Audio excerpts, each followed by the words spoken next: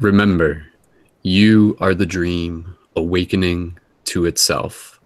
Aloha, dreamers, shifters, multidimensional friends from all across this holographic matrix. This is Brendan, aka Skull Babylon, aka Skull the Wolf, welcoming you and inviting you to be a part of another very exciting educational and inspirational live broadcast here through ParadigmShiftCentral.com, a real-world interactive game to help shift consciousness. Today, for March 8th, 2018, we are doing another very exciting Paradigm Shift Central Dream class. Yay! So, with that said, we're just going to get things rolling into this. And of course, we got some other shifters, some other fellow dreamers who are here with us to begin the class. And of course, more are going to join as we get going. And of course, you are invited to join if you're watching this. And you can follow the links down below in the info for the Google in the YouTube info. And I'll explain that in a second. But nonetheless, let's just hear, for the people who are here with us, myself, Brendan, and we got Lacey and we got Sangeeta, let's unmute our microphones and make some noise and send some love out there to all the people tuned in. So I'm pulling up your guys' microphones, so join me in making some noise. So make some noise, some guys. So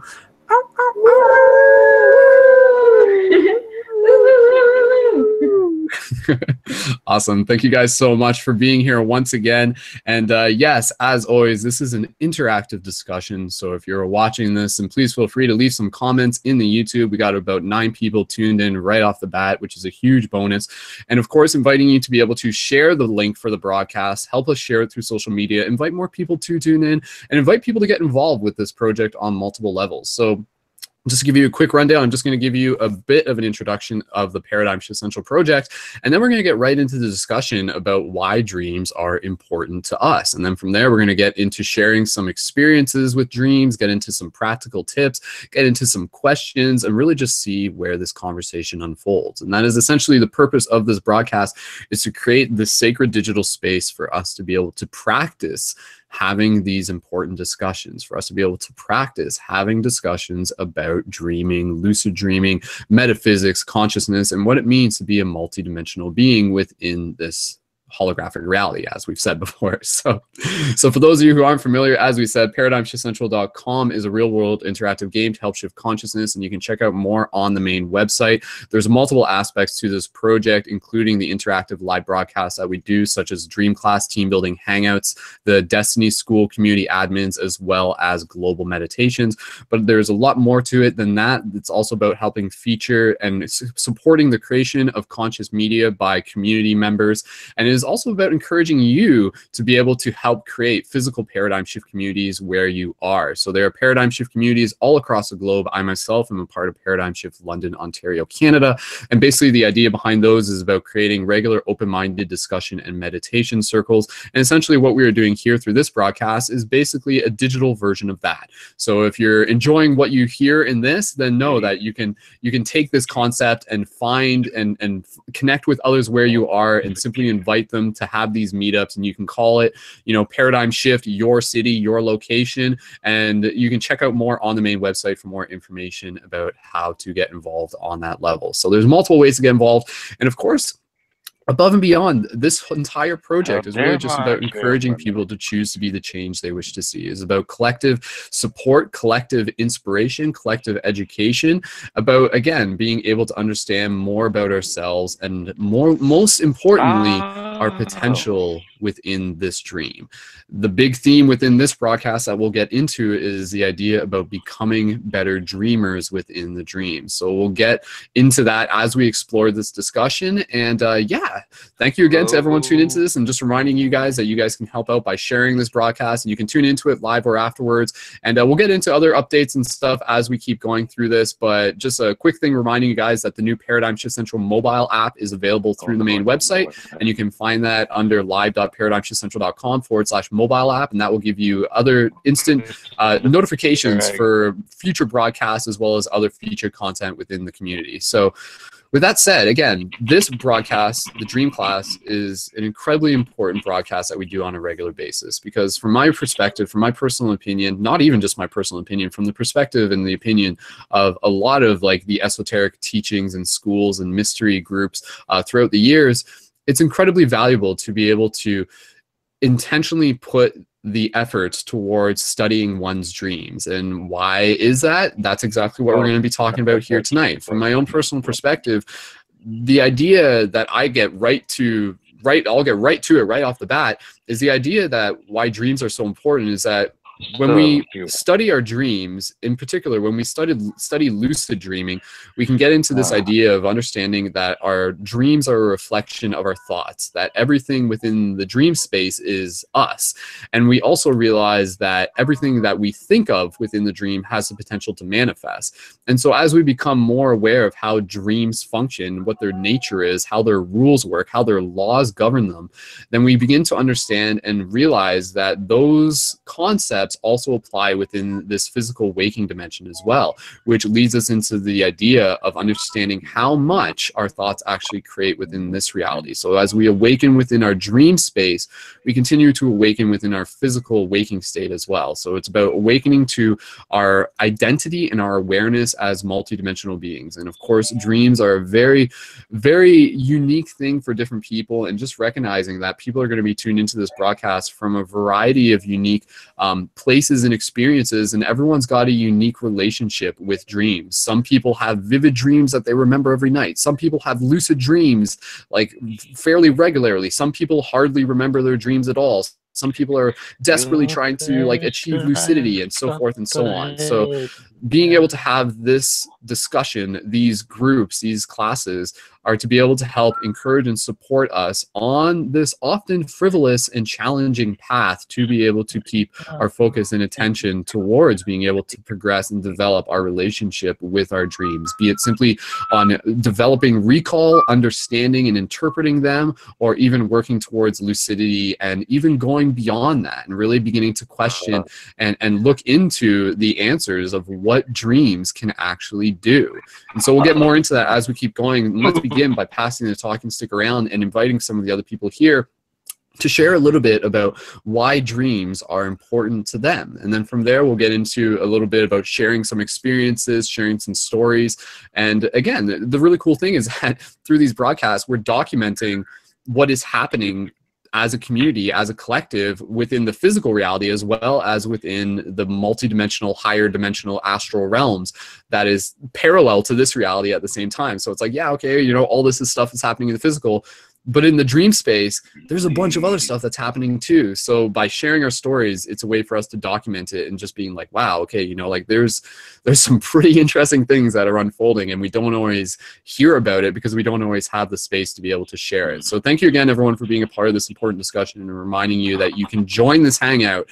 If you follow the links in the YouTube underneath, you'll see the link that says join the hangout, and you just have to have a profile on the main website to be able to join. So that's the same for this broadcast and any future broadcast. So let's get right into this. And again, thank you so much, everyone, for being a part of this discussion, and allow this discussion to inspire you and to inspire you to continue to carry this discussion further with other people who you connect with in your physical reality and beyond. So with that said, let's pass the talking stick around, and we got a few people in here. So we got myself, Brendan, we got Sangeeta, we have Lacey, we have Jimmy, and we have Yuga as well. So let's get right into the brief introductions. And again, the introduction from when we pass the talking stick around will just be, you can say who you are, where you're from, if you want, and then a little bit about why dreams are important to you. And again, this is all just practice, so let's have some fun with it. So if I can just get like if someone, whoever wants to go first, just raise your hand right now. Whoever wants to introduce themselves first,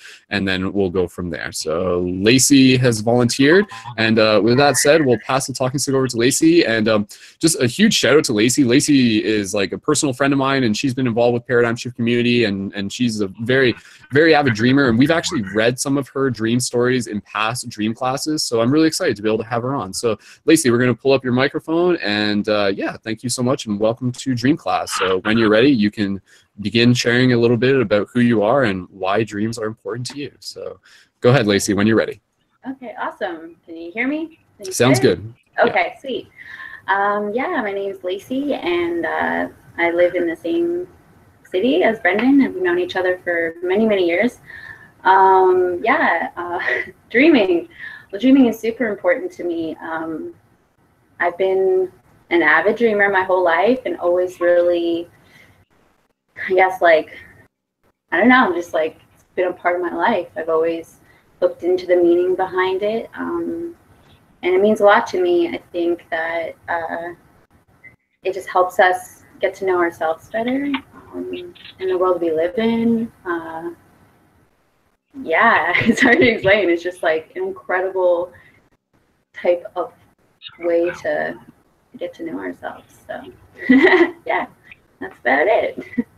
Awesome. And Lacey, we'll get into it a little bit once we go through the initial introductions, but maybe you just kind of give us a little bit of a like a little bit of a preview, or just like a little bit of a taste of the idea that like your dreams, like based on the conversations that we've had, are like quite fascinating, I must say, from my perspective. So if there's anything just kind of, because like just if there's anything you want to share there, just and then a little bit later you can share some of the stories from some of your dreams if you want. So. Okay. Yeah. The more I developed my ability to recall, I found myself, you know, experiencing all sorts of new things in that realm. Just what I'm capable of doing with lucid dreaming, but mostly just like higher dimensional, like different dimensional places you can travel to, lower as well. But yeah, like the more we practice, the more we, just like anything, you know, you put practice into it, it's incredible where you can go. And I've been practicing probably since I was about 9. So yeah, it's just, yeah, I don't know what else to share. I mean, I have lots of dreams. Yeah. Hundreds and hundreds of dreams to share, but yeah. That's awesome. Yeah. That's a perfect start, Lacey. So thank you again, and we'll check in, and Lacey will get a chance to share some of the stories and stuff as we keep going. So thank you, Lacey. Awesome. No problem. Sweet. Yeah. And Lacey has like her own Instagram account for where she like shares some of her dreams. So she can share that as she talks a little bit later, and you guys can check that out. And personally, from like even just reading some of her dreams, it's been really inspirational.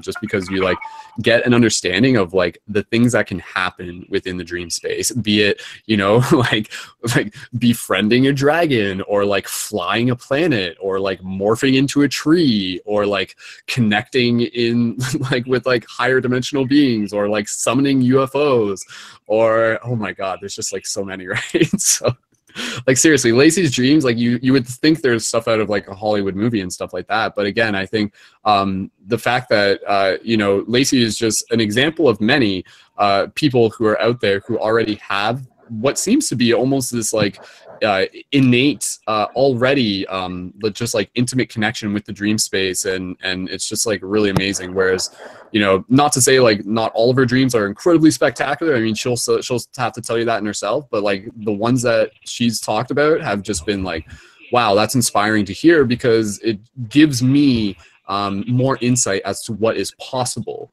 within the dream space. And that's a big part of this class, is by sharing our stories, it helps plant those seeds and gives more of us like those ideas to play with, and just be like, okay, yeah, that's something that can be worked towards, that's something that can be experienced. So cool. Awesome. Thank you again, Lacey.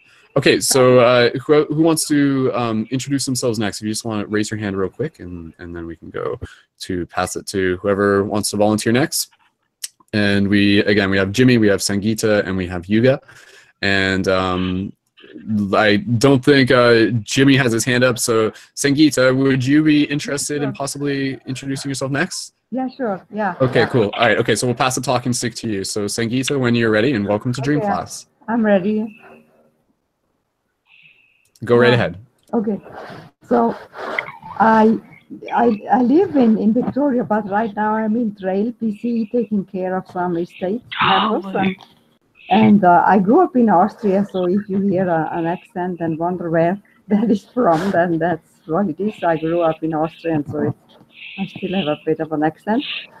And yes, I have mentioned, you know, I dream a lot and often, and I don't always remember it, but I remember it sometimes, and I find that some dreams are quite amazing. Like one time I had a dream about spaceships, and I felt the energy really strongly, and it was so powerful, and I think it was almost too much for me. So then, but I got at least a good taste, and I think that was really, you know, special. And then I often have dreams where I can't even explain it at all in words that we use on this world. So it's you know, I can't explain it. It's impossible, but they are amazing dreams, and often they keep repeating, and I try to understand them, but I don't always quite understand what they mean, and maybe that's why they keep repeating it.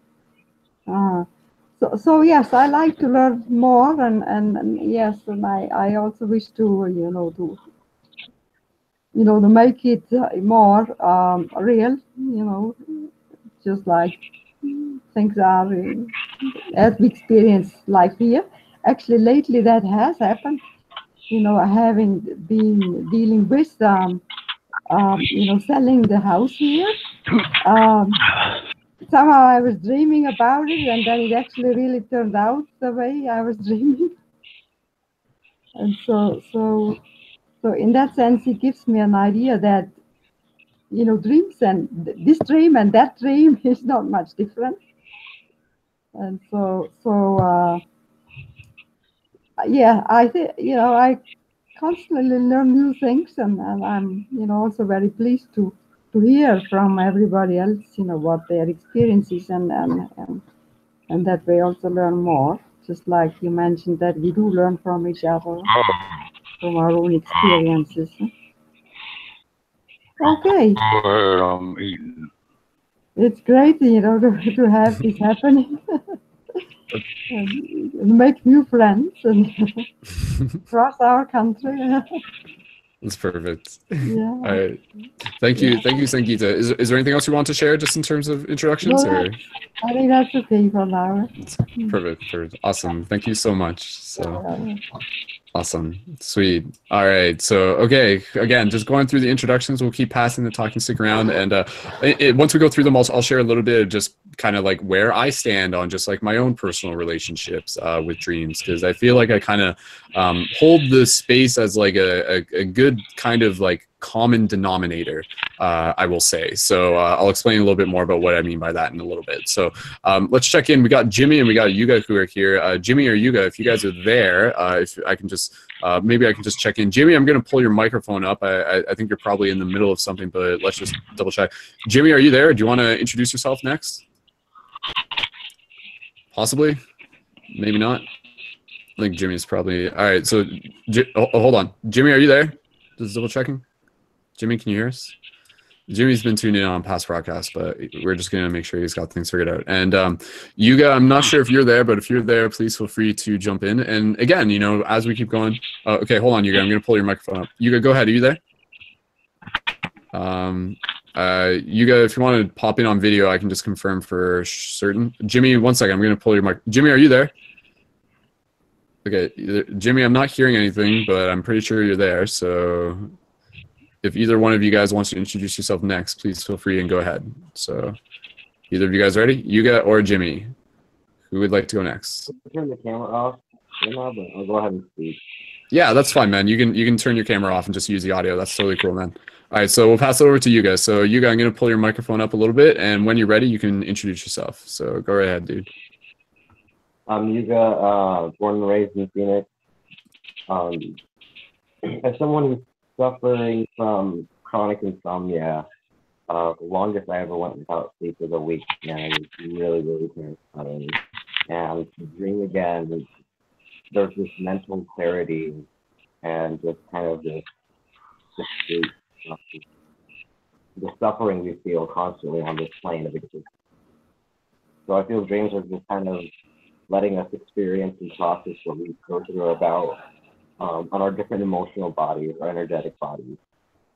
And sometimes we're able to pass what we feel, and we're receptive to what else is there, whether it's shared dreams with the people or experiences with higher dimensional beings.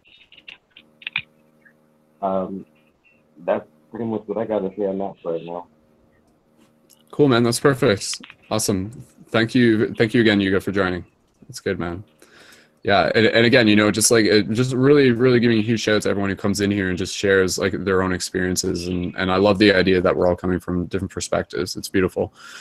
Jimmy, I'm gonna check in with you. Let me just pull up your microphone. Jimmy, give me a shout out if you're there.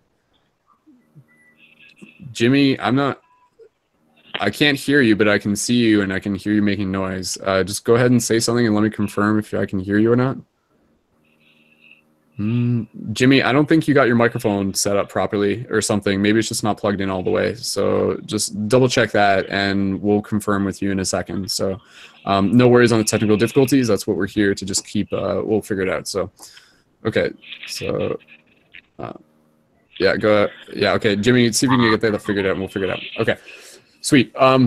So again, if more people want to join in this broadcast, please feel free to join. And again, you can do that by already having a profile on the main Paradigm Shift Central website. And then in the YouTube info, if you scroll down, you'll see the link for Join Hangout. And then from there, you can connect directly into this. And yeah, I'd love to be able to have some more people who are ready to join to be able to jump in and add their experiences to this conversation. So we got about 11 people tuned into this broadcast live. And yeah, we're just going to keep moving forward with things. So just what I'm going to do, I'm just going to share a little bit of what I was saying, how I feel like I represent like a good like common denominator in terms of a dreamer, so to speak. And then from there, I think we'll probably pass the talking stick over to Lacey, and then maybe Lacey can share a little bit about some of her dream experiences, since I know she's not going to be able to stick around for too long. And yeah, and then we'll just keep bouncing the conversation from there. And that's really, again, part of the practice in this is just seeing where this goes in many directions.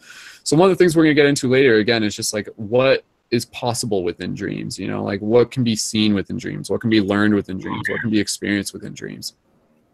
So for my personal experience, my relationships to dreams are something that they kind of come and go, but more so than not, there's something that if I'm not really putting my focus on them, then they're not always like super incredibly like there, or at least my recall isn't as vivid as it could be.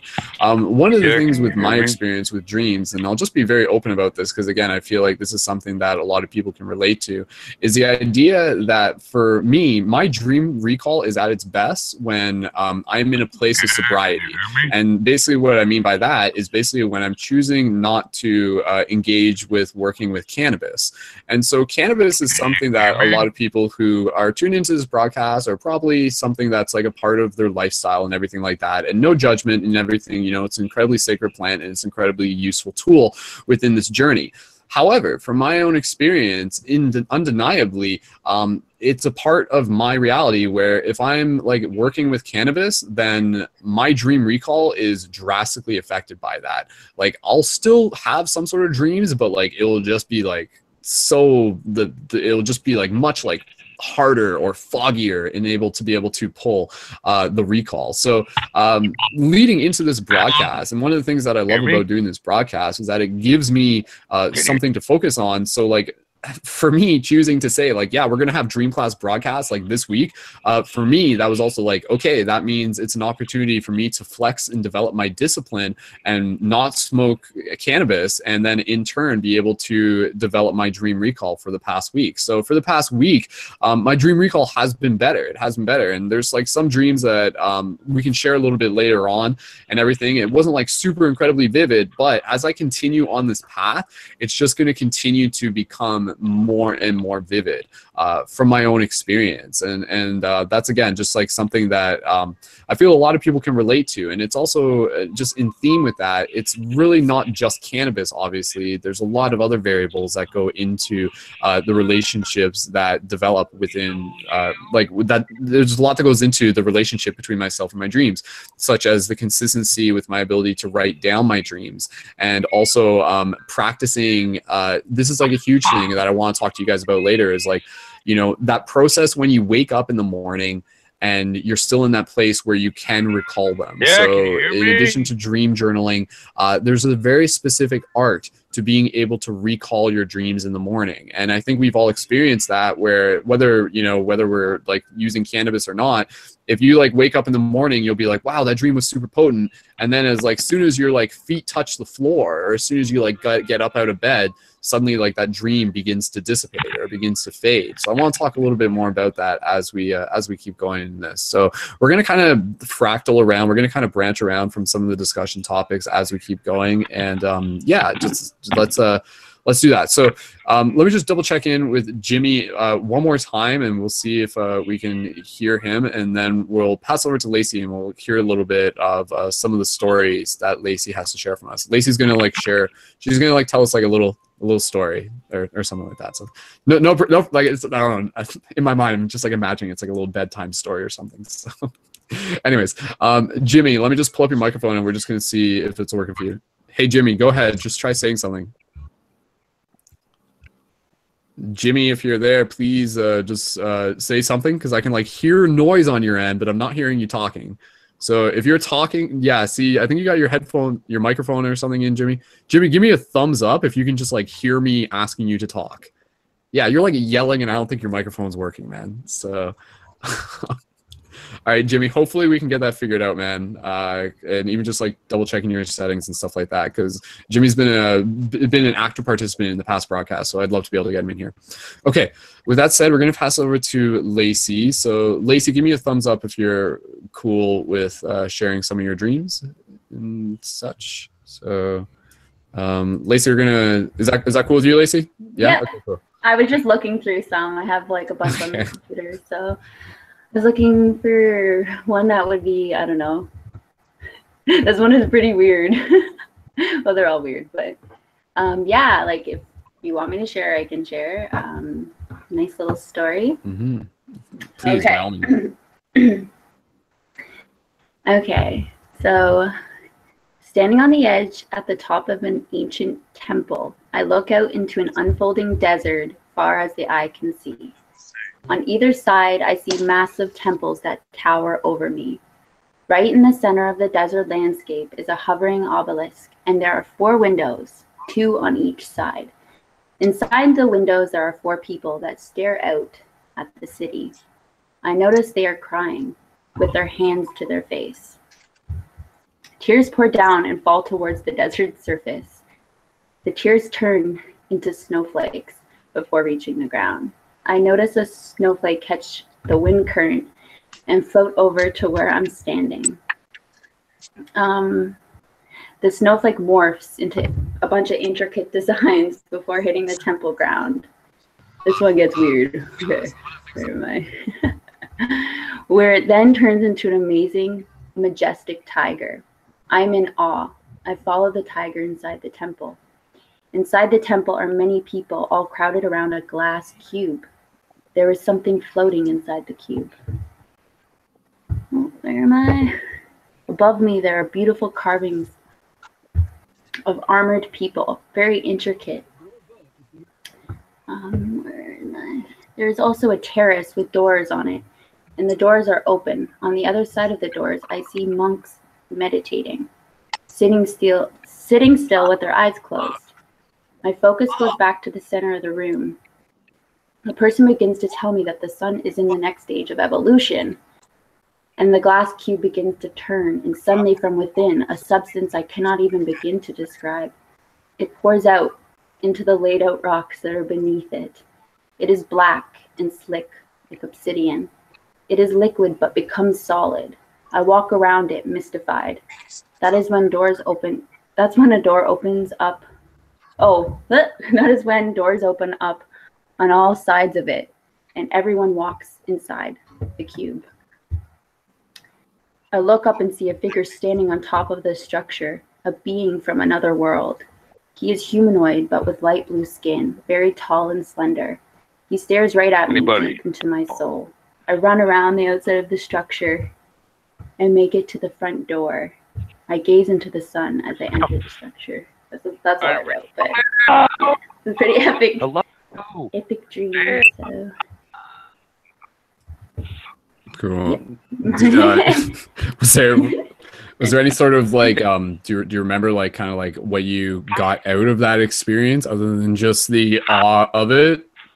I felt that it was very multidimensional. it's hard to explain, but I felt it was almost like a collective dream, because it felt, I don't know, it was very potent, more than like I wasn't just dreaming for me, like I felt like I was dreaming for everyone, if that makes sense. It was just like really deep and like a lot going on that I'd have to like break down and like look at. But yeah, it was really, really moving. And yeah, just like what our abilities are, it just pretty much showed me just like what you can do, where you can go. It was really cool. It was fun. Did you say that a snowflake transformed into a tiger? It did. What? Yeah, it was like they were crying. It almost kind of reminded me of like, it was like almost like surreal art piece. Like you're looking into a painting, and like I was just an observer, like watching, but it was like, it's hard to explain. It was like in slow motion, and like all these scenes were unfolding, and yeah, stuff like into a tiger that led me into a temple. Yeah, it was fun. I don't know what else to say about it other than it was just like, this is a while ago. I think this dream's pretty old, but I just picked it out of my dream journal, so it's a good one. Anything is possible in the dream realm. Like you can really do anything, and when you kind of just like really start to decipher your dreams, or like look at this symbolic nature of them, I find they become more and more symbolic. Like, you know, like the other night, the dreams that I had about the moon, and like, yeah, I like to really look into that stuff. So I recommend that to people. It surprises you just how much it relates to your waking life. So, yeah. It's fascinating. Sweet. All right. I don't want to detour too much. But I just wanted to be able to check in with Jimmy, because I think Jimmy's audio is actually coming through on the YouTube, but we're not able to hear it here, which is actually a glitch that's happened before. So, oh, no. Jimmy, I know, yeah, it could be a problem. So 1 second, Lacey, I'm just going to mute yourself. Jimmy, just go ahead and try saying something if you're there. I'm not sure if you're there right now, but I think we're going to have to. Jimmy, if I could just ask you to like leave the Hangout and try rejoining, we're gonna see if we can get this figured out. But we just don't want like your audio coming through and like going over top of other people's audio when we don't want it to, unfortunately. So Jimmy, if you can leave the Hangout and try rejoining, then we'll see if we can figure it out, man. Apologies on that. So. Sweet.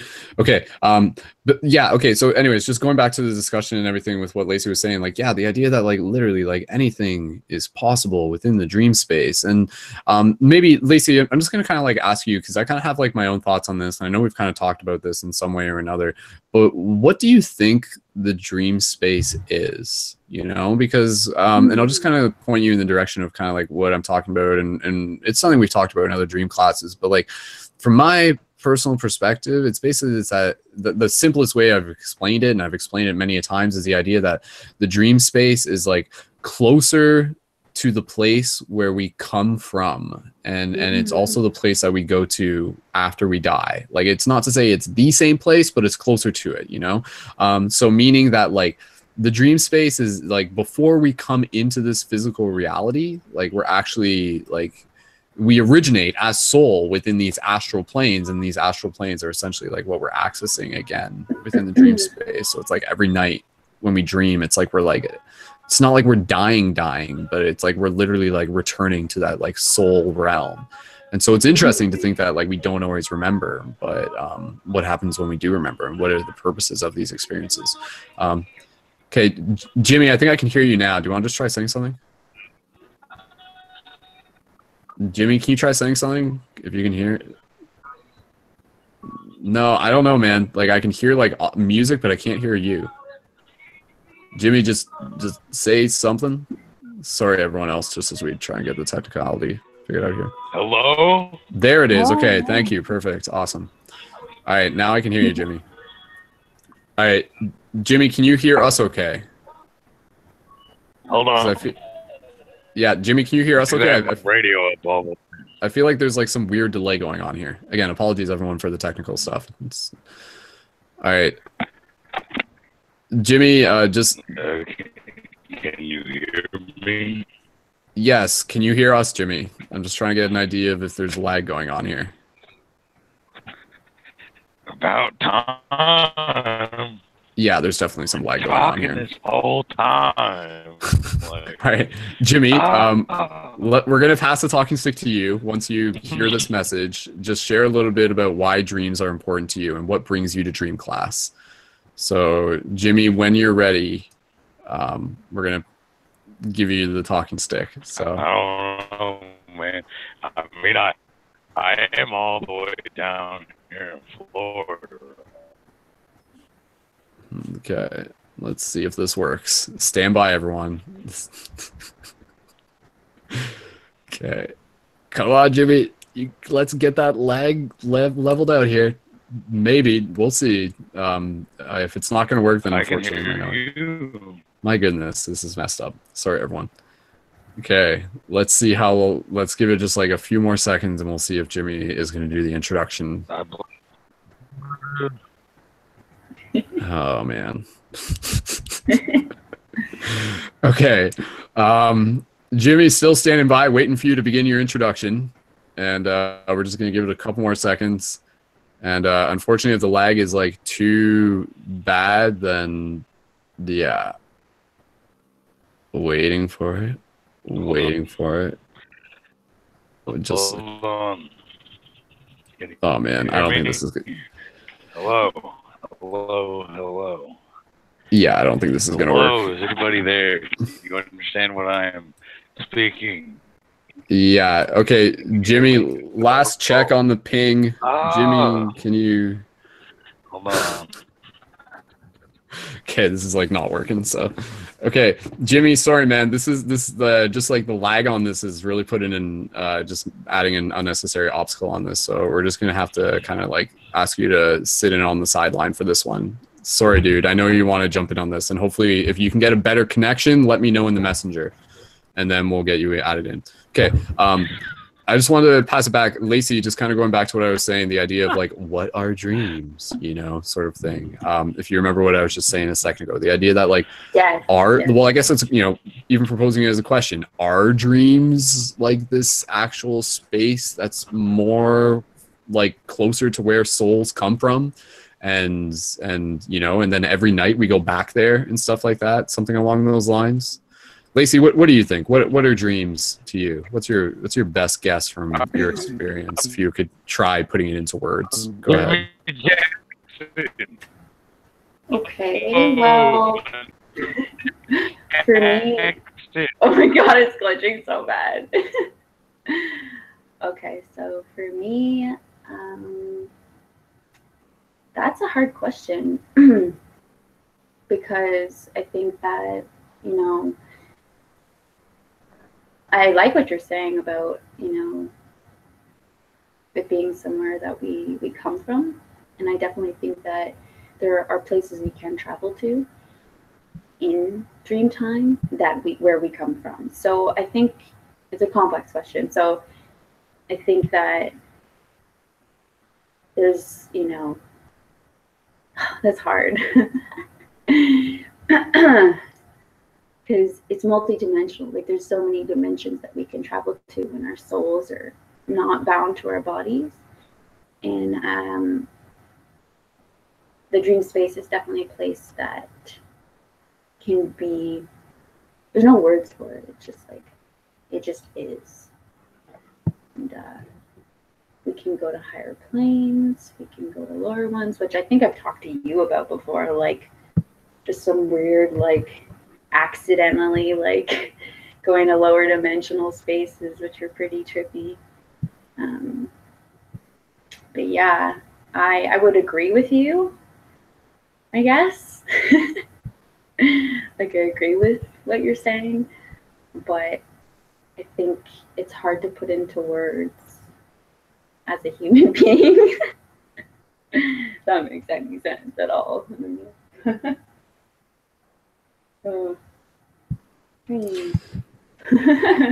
Dreams, yes. Okay, well, let's just kind of, well, that's good, Lacey, and we can just kind of like pass the talking stick around too. So, Sangeeta and Yuga, if you guys want to take a crack at that, you know, like what, like literally, like what are dreams, if we want to approach it from that, with that question, so to speak. And I can take another crack at it too. But okay, we do have another player just joined the game. We have Devin who joined in. Sweet. All right, awesome. Let's just check in real quick with Devin. Hey, Devin, if you're there, just say hello. Hello. Here come. Can you hear me? Hey, dude. Welcome back to Dream Class, man. Good to see you. Thanks for joining, man. Awesome, sweet. Well, you've been involved with Dream Class before, and yeah, dreams are definitely like a topic that you're familiar with. Devin, do you want to jump right into this and even just share a little bit about what brings you to Dream Class, or you know why dreams are important to you, if you would like? Yeah, sure. Well, what I feel dreams are for me, like in the past, I used to really think that it was something separate from waking life, and so what I've been learning recently that is like as I've been just getting like deeper into my own being is that the same space that occupies, you know, the space that we can connect to when we're dreaming is the same space that I occupy when I'm just sitting here, or like if I'm at work or something like that, because I've just kind of like as I'm like walking or driving to work, like things that used to happen in my dream, like something would like pop out and it had this really metaphorical meaning. Like I'd see like a turtle walk out into the road, and I'd like, I don't know, I'd kind of want to approach this turtle. This turtle just stood out to me in this really, you know, substantial way that I felt that only used to happen to me in dreams per se. And so like it's kind of like there is this tilting, like my two worlds are kind of aligning, and I feel like that's like the purpose of, you know, trying to become lucid is to align your soul, your energetic body with, you know, your physical body, and bring those two worlds together, like in that way. So that's what dreams have sort of become for me just recently. So yeah.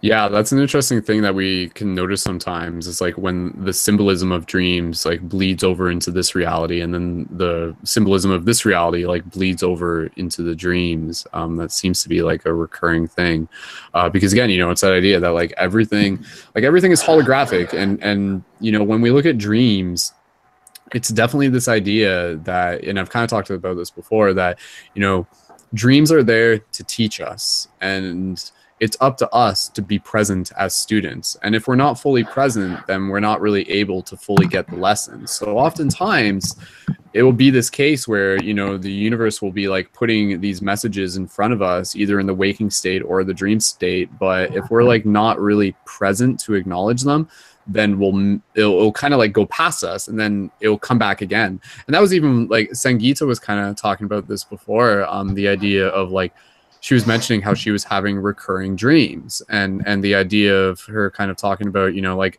why am I having recurring dreams? Like, is it because there's a lesson there? And very matter of factly, I would say that, yeah, like that is probably why we have recurring dreams, is because there's a lesson there. And if we didn't get it the first time, then it literally comes back. And the fact that that happens in dreams is because we also observe it within this waking reality, be it through like, you know, relationships and social lessons and behaviors and things like that. It's just, we notice that where we'll just be like, my goodness, this is like the exact same scenario I was in like 3 months ago. Like, what's going on? And then maybe that fact that it happens twice like kind of pushes us into a new state of observation where we're just like, oh, maybe there is something I'm missing here. So as students of this waking reality and this dream space, it's always important for us to be present and to be consciously looking for these lessons.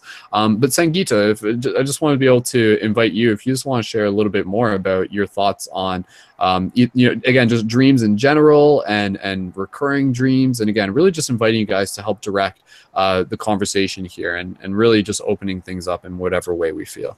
But Sangeeta, did you want to talk a little bit about your experience with like recurring dreams or finding lessons within dreams? Yeah. When I had recurring dreams, like I said, they were extremely difficult to put into words words that we have here in our third dimension. But they kind of had more shapes in them, and these shapes would go smaller and bigger and come in and out and and there were colors and patterns and all kinds of things and I mean things that are totally not here, that I have no clue to how we express it here, and what I gathered, after they kept recurring, they seemed to to to change slightly, day after day, it's a little bit different, and I gathered that maybe I was learning something on a subtler level, and I didn't manage to, bring that to a conscious level actually, but it did through an inner process, and then after some time they stopped. So yeah, I mean, there's still a lot of little, to the dreams in general, as far as I'm concerned, but I find it fascinating because I think the more open I will be, the more I will be able to learn about them, and I think that the fact that here is an opportunity to share amongst each other, that just even hearing what others have to share, I think that will also direct dreams in a new direction that I haven't experienced before. So I think this is really, is really very good. But like I said, I truly wish to learn more about dreams because I have been dreaming so much throughout my whole life, and even I wrote down dreams. I still feel, that it can still go a lot further than just understanding them from a certain level that has more to do with understanding emotional or mental patterns or stuff like that. So I'm very much curious, to go to other levels, multidimensional levels and other worlds. That's what really interests me. But I suppose, we all go through the stages. We can't maybe jump, too fast. We might have to learn first what, is now important, and accordingly we get what we get, and I think in the sharing, the process probably can be quicker. In the sharing of these particular topics, then I think the process will be enhanced. So far I have never been able to share more about dreams with my husband, more than just, well, this is what I dreamed, like the content of it, and a little bit maybe, how it related to my life. But I think talking, about dreams from a deeper perspective, like is the point and purpose here that I gather. I think that is much more valuable. Okay. That's good. Yeah, I think I agree, and I think what you said there was really important. The idea of we kind of have to learn lessons in steps, and dreams are very much a reflection of that. Where it seems that like we only receive the dreams that we are ready for. And that's something that also teaches us a lot about patience. And that's a huge thing with dreams. People oftentimes, they start getting into the study about dreams, and they learn about the possibility of lucid dreaming, the possibility of awakening within your dream and manifesting anything and flying around and, like meeting Buddhas and doing Dragon Ball Z things and flying around and like creating temples with your mind. Like, this is all possible, right? But it's like, before that can even happen, you as a soul kind of have to like go through these stepping processes to experience whatever you need to experience. So it's like wherever you are with your own dream practice is exactly where you need to be. And I think what happens with dreams is that dreams are very reflective of like your own often internal dialogue towards your dream practice. And what I mean about this is that literally, like, once you start telling the universe, hey, I'm interested in dreams, I'm interested in my dreams, I'm going to start paying attention to my dreams, and you not only say this, but you start enacting it through your practices, such as writing down your dream recall, doing reality checks, you know, meditating before bed, doing dream recall practices in the morning, then the universe, the quote unquote universe, is literally like, oh, good, like the student is starting to pay attention. Let's start like showing them what else is in the textbook. Whereas, you know, for like some of us, if we're not like literally, if we're not like honestly showing up with a genuine intent, then the universe is just like, okay, cool, like, but we're not going to show you what's in the rest of the textbook yet. You know, you only get to see what's in the first couple chapters. But and it's really interesting because you start to get into this idea that our relationships with our dreams are actually, and this is just an idea, it's theoretical, our relationships with dreams are something that expand beyond this lifetime alone.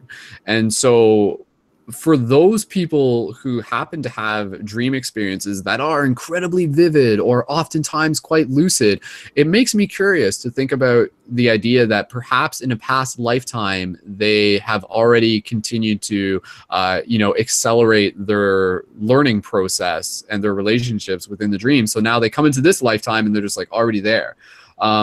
And so I wanted to be able to pass it back to Lacey, if Lacey might have some more dream stories that she has to share with us, or just, again, you know, talking a little bit about dreams in general. Like, forgive me if sometimes it sounds like we're just kind of like jumping around a lot here. There really is so much to talk about with dreams. And I think one of the most important things is the fact that dreams are often very mysterious. And it's the mystery that often keeps us engaged and keeps us moving forward and things like that.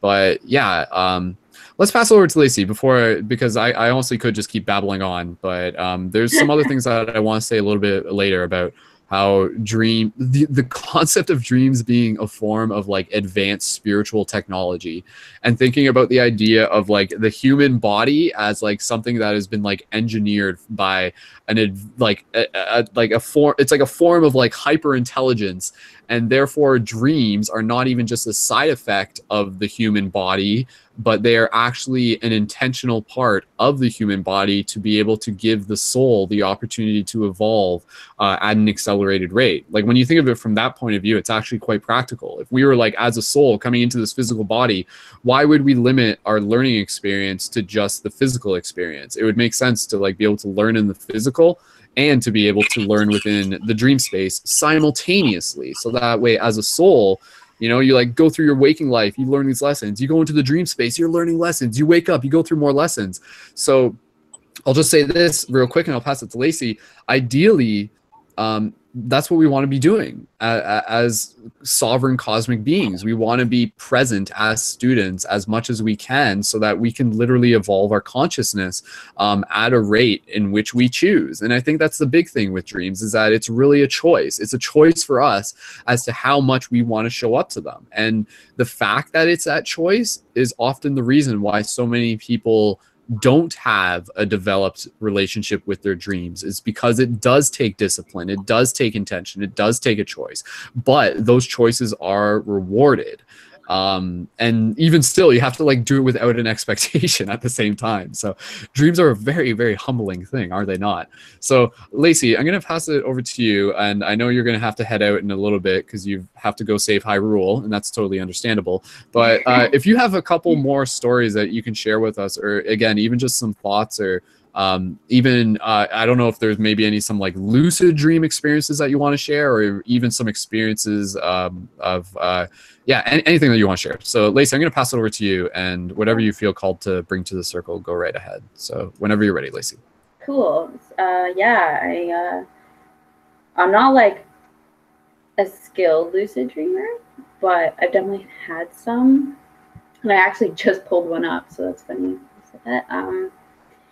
Yeah, so I can share this, and then I can just share, I don't know, tips that I do. I don't do a lot of the special stuff to do. These things just kind of happen for me, but this one was pretty cool. All right. So let's feed it.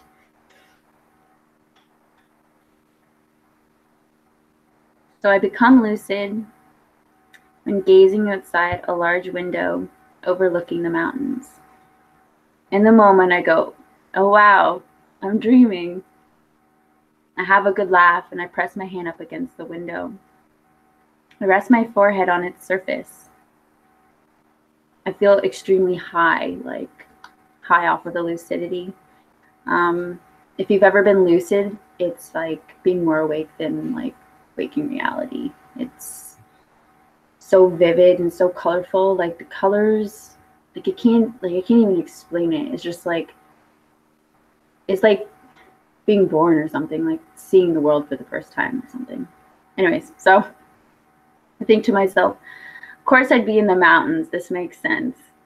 In waking, I'm very drawn to these places. So it makes sense that that's where I'd end up being, having my own internal dialogue in the dream. Anyways, so I push my hand through the window as if it's water, and I marvel at this power and feel the cool breeze just on the other side. And then think about animal allies and what that means to me. It's been a big topic in Dream Council, and so I remembered in my dream, so that was pretty cool. So I feel called to manifest this, like calling out to my animal ally. Like, I don't know what it is, I don't know how it'll appear, but I'm lucid in this dream, in this magical place, and I want to create something. So I close my eyes and open them to see a bat. This little furry, fuzzy little bat curled up. And I was sleeping like a kitten on the ledge of the window. I reach out and pet it. It's so soft. I step back and I'm ready to move to another place. I dematerialize my body, like slow, like rain falling. So my body kind of just like it's hard to explain the sensation. It's very blissful.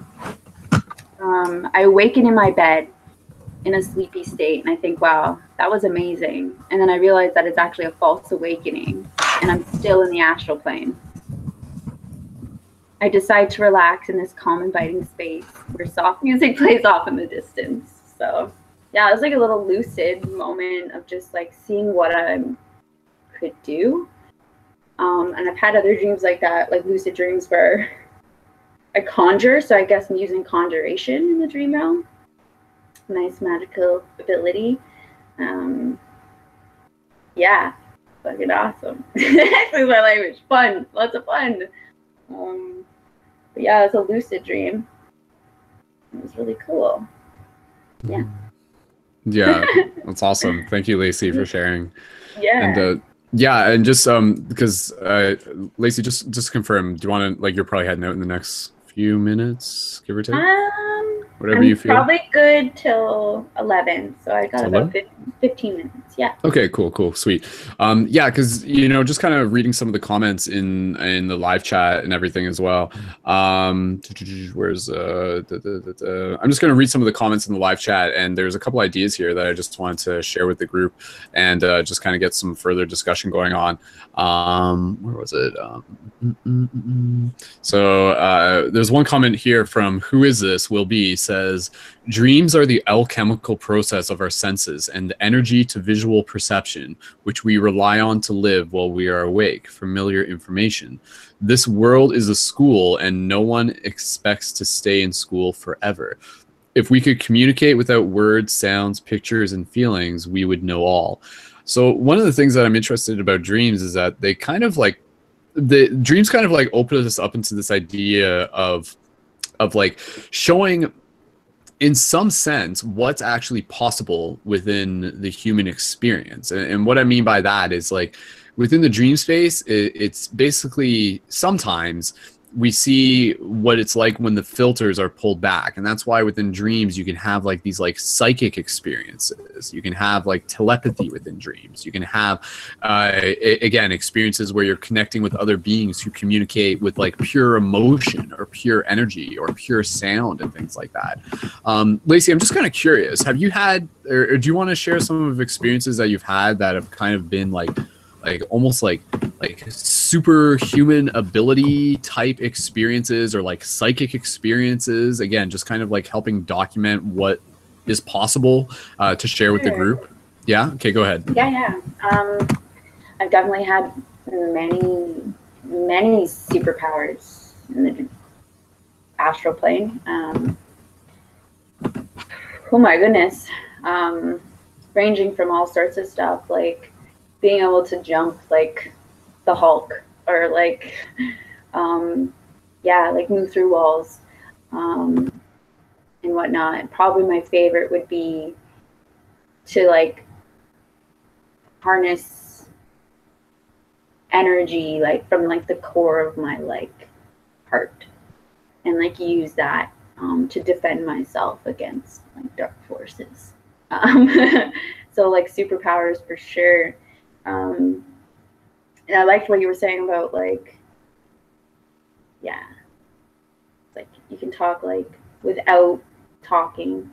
I've done that with many different people, different species, animals, like dogs, like wolves. Just anything is possible. Like you can really, if you can think it, you can manifest it in that realm very easily. It requires the belief, though. Like you have to believe in yourself. And it's just incredible.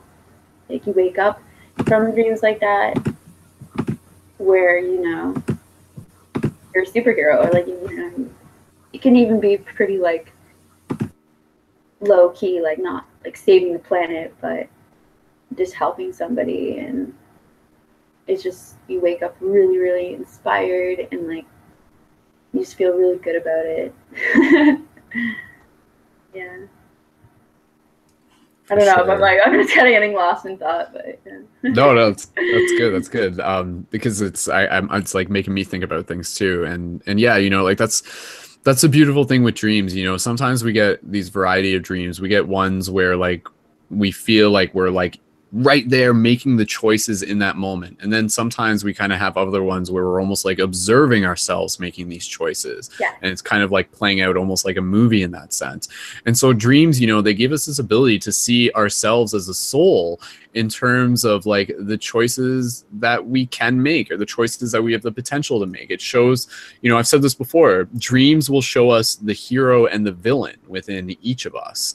And that's a very powerful thing, because, when we have those dreams where we feel and we see that hero side of ourselves, that can be a very inspiring thing to wake up to. And we're just like, wow, like I saved that cat from that burning building or something like that within the dream. And you're just like, it's like, wow, like, and like I was fearless, and I remember what it felt like to just like want to be able to like help something, and like without having to like think of like my own like safety, and just like the amount of courage that took. And it's like, I never knew that was inside of me. And then for someone who might go through that experience, that might directly echo into their waking life in terms of just like how they approach their day-to-day objectives or things like that. Whereas at the same time, sometimes within dreams we see again, like the villain, the dark side of us, the yin and the yang. Like we are the this is kind of like a sidestep. This is like somebody else said this, but I'm just kind of saying it, like we are the children of God and the devil sort of thing. People often say like we're the children of God or something like that, quote unquote. Quote unquote God is what I'm saying, but it's like we're the children of God and the devil. What does that mean, right? Yeah. But both are teachers, both are valuable to be able to learn from. So like that will happen within dreams, where sometimes we'll go through a dream and we'll be like an asshole within our dream, and we'll like mistreat someone, and we'll do something like that will wake up from.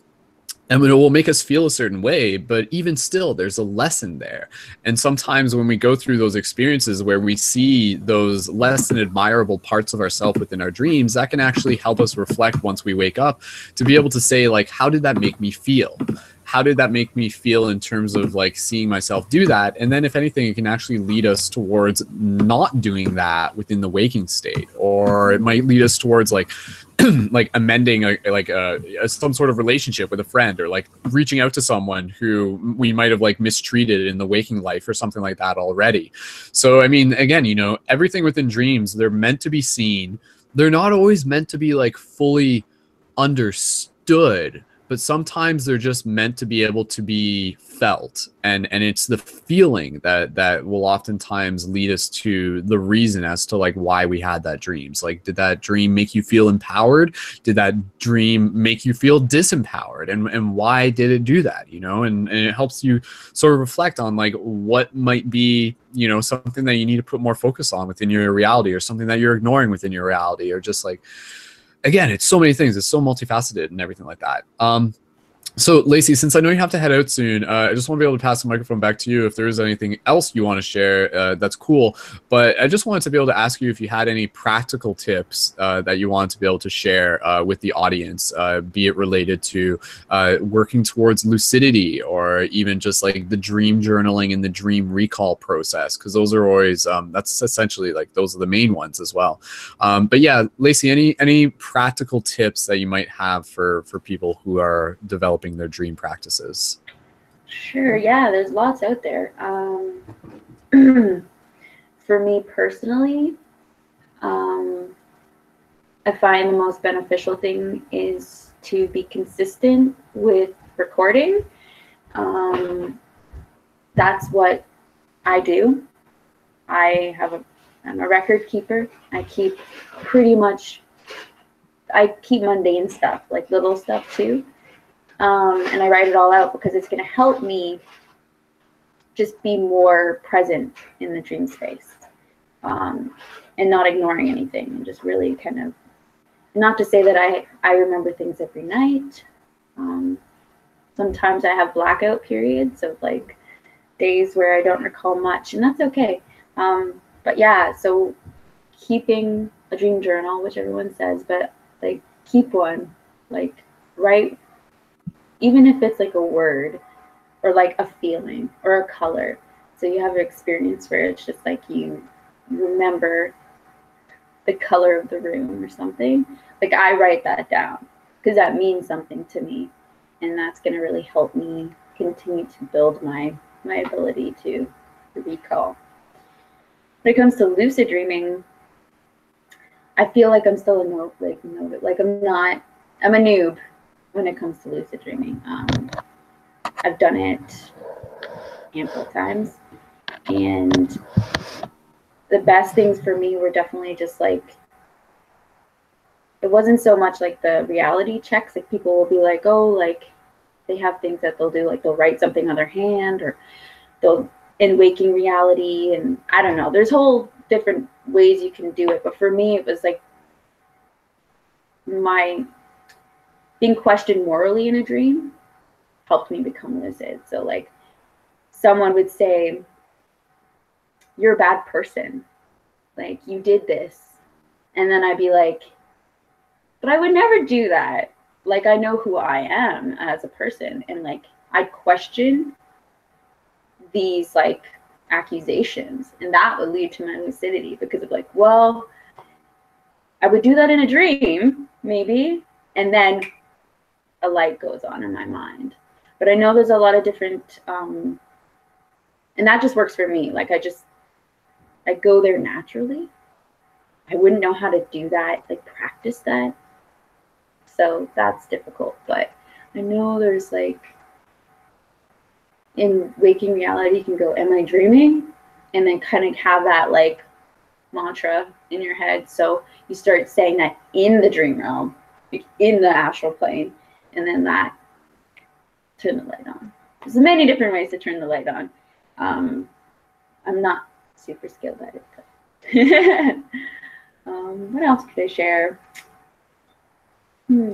Maybe a bit about like the like when you first wake up in the morning, like the recall process. Okay, that's very specific. And also with REM, like everybody has like their REM cycle, like when they're like lightly sleeping or when they're in like deep sleep. And I find if you wake yourself up when you're in like a deep slumber, you can recall way better. So like for me, that's usually like 5:30 in the morning, but it really depends. It really depends on when I go to sleep. What are you doing? Anyways, what else was I saying? In the morning.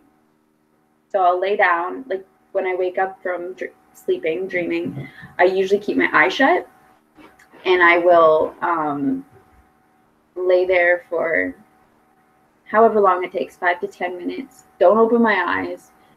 And I really let it sink in. I play it like a memory. Like I was there. Like sometimes it's hard to tell if I was or not. I'm like, wait, when did that happen? How did that happen? And then I'll go over it. And then I get up and I sit and I write it all down. And then as I write, and usually what happens is I go from like backwards. So I start at the end and make my way back.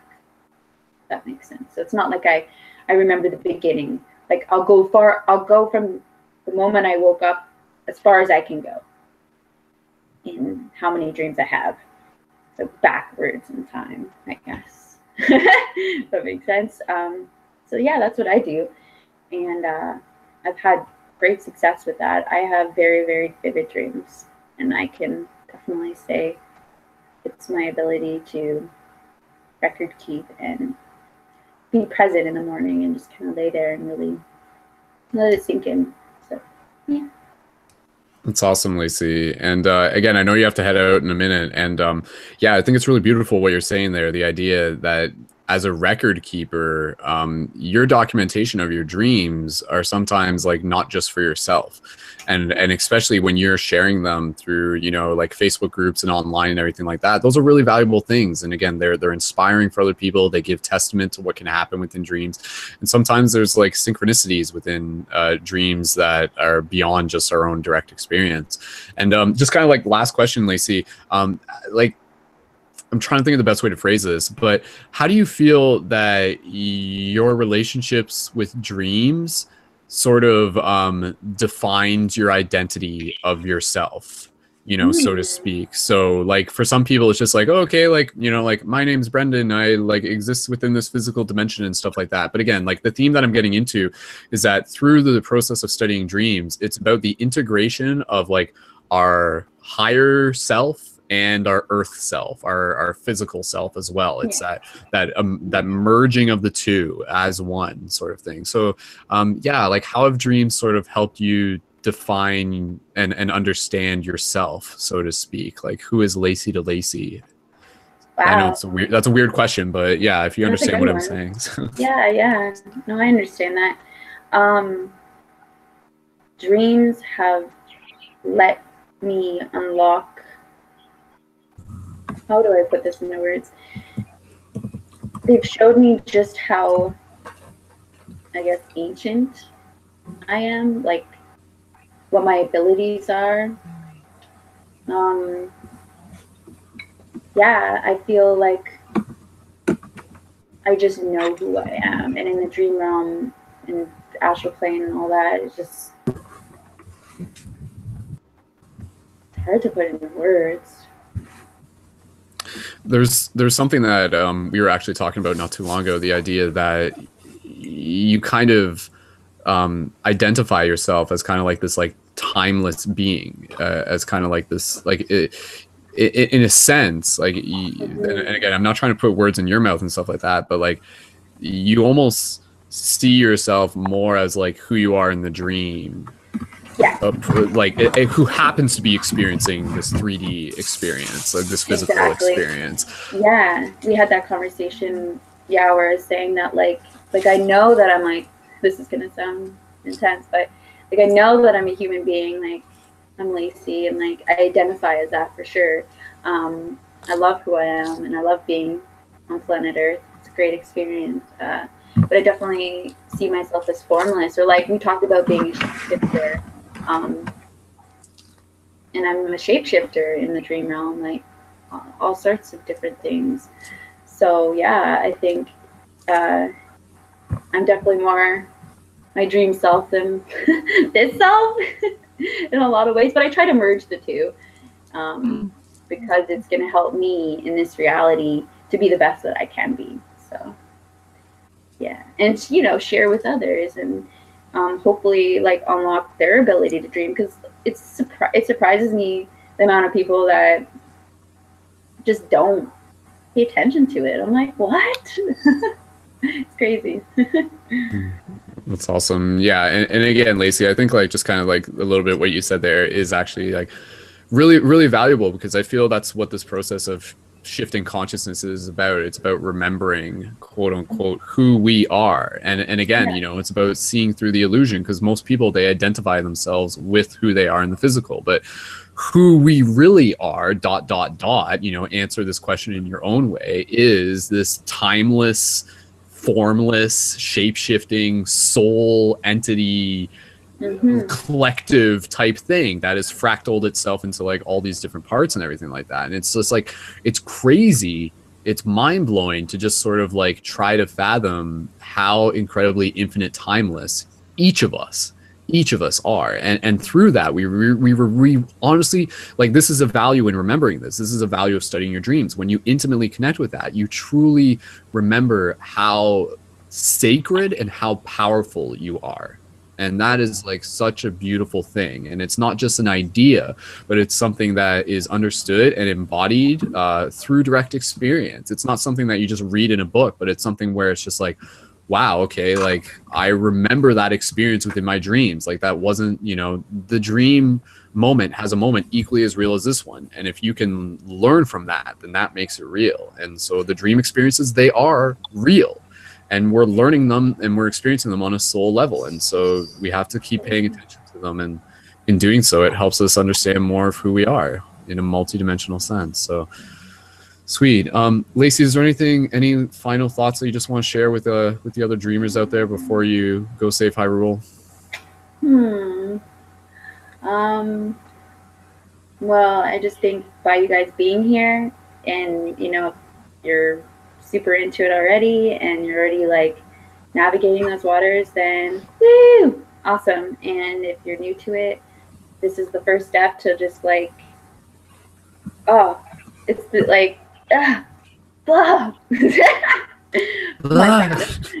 my sound effects. But yeah, I just like, I feel super grateful to be here with you guys and share some of, you know, my dream space with you.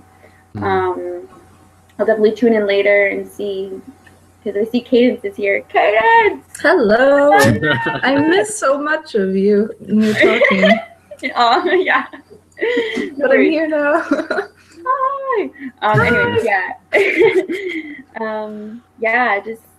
I think you guys are all awesome. And like you said, we are all timeless, formless spirits. And anything is possible if we just put our minds to it, and you guys can do it. Do it, yes. My motivational speech right there, but yeah. Well, thanks so much for having me.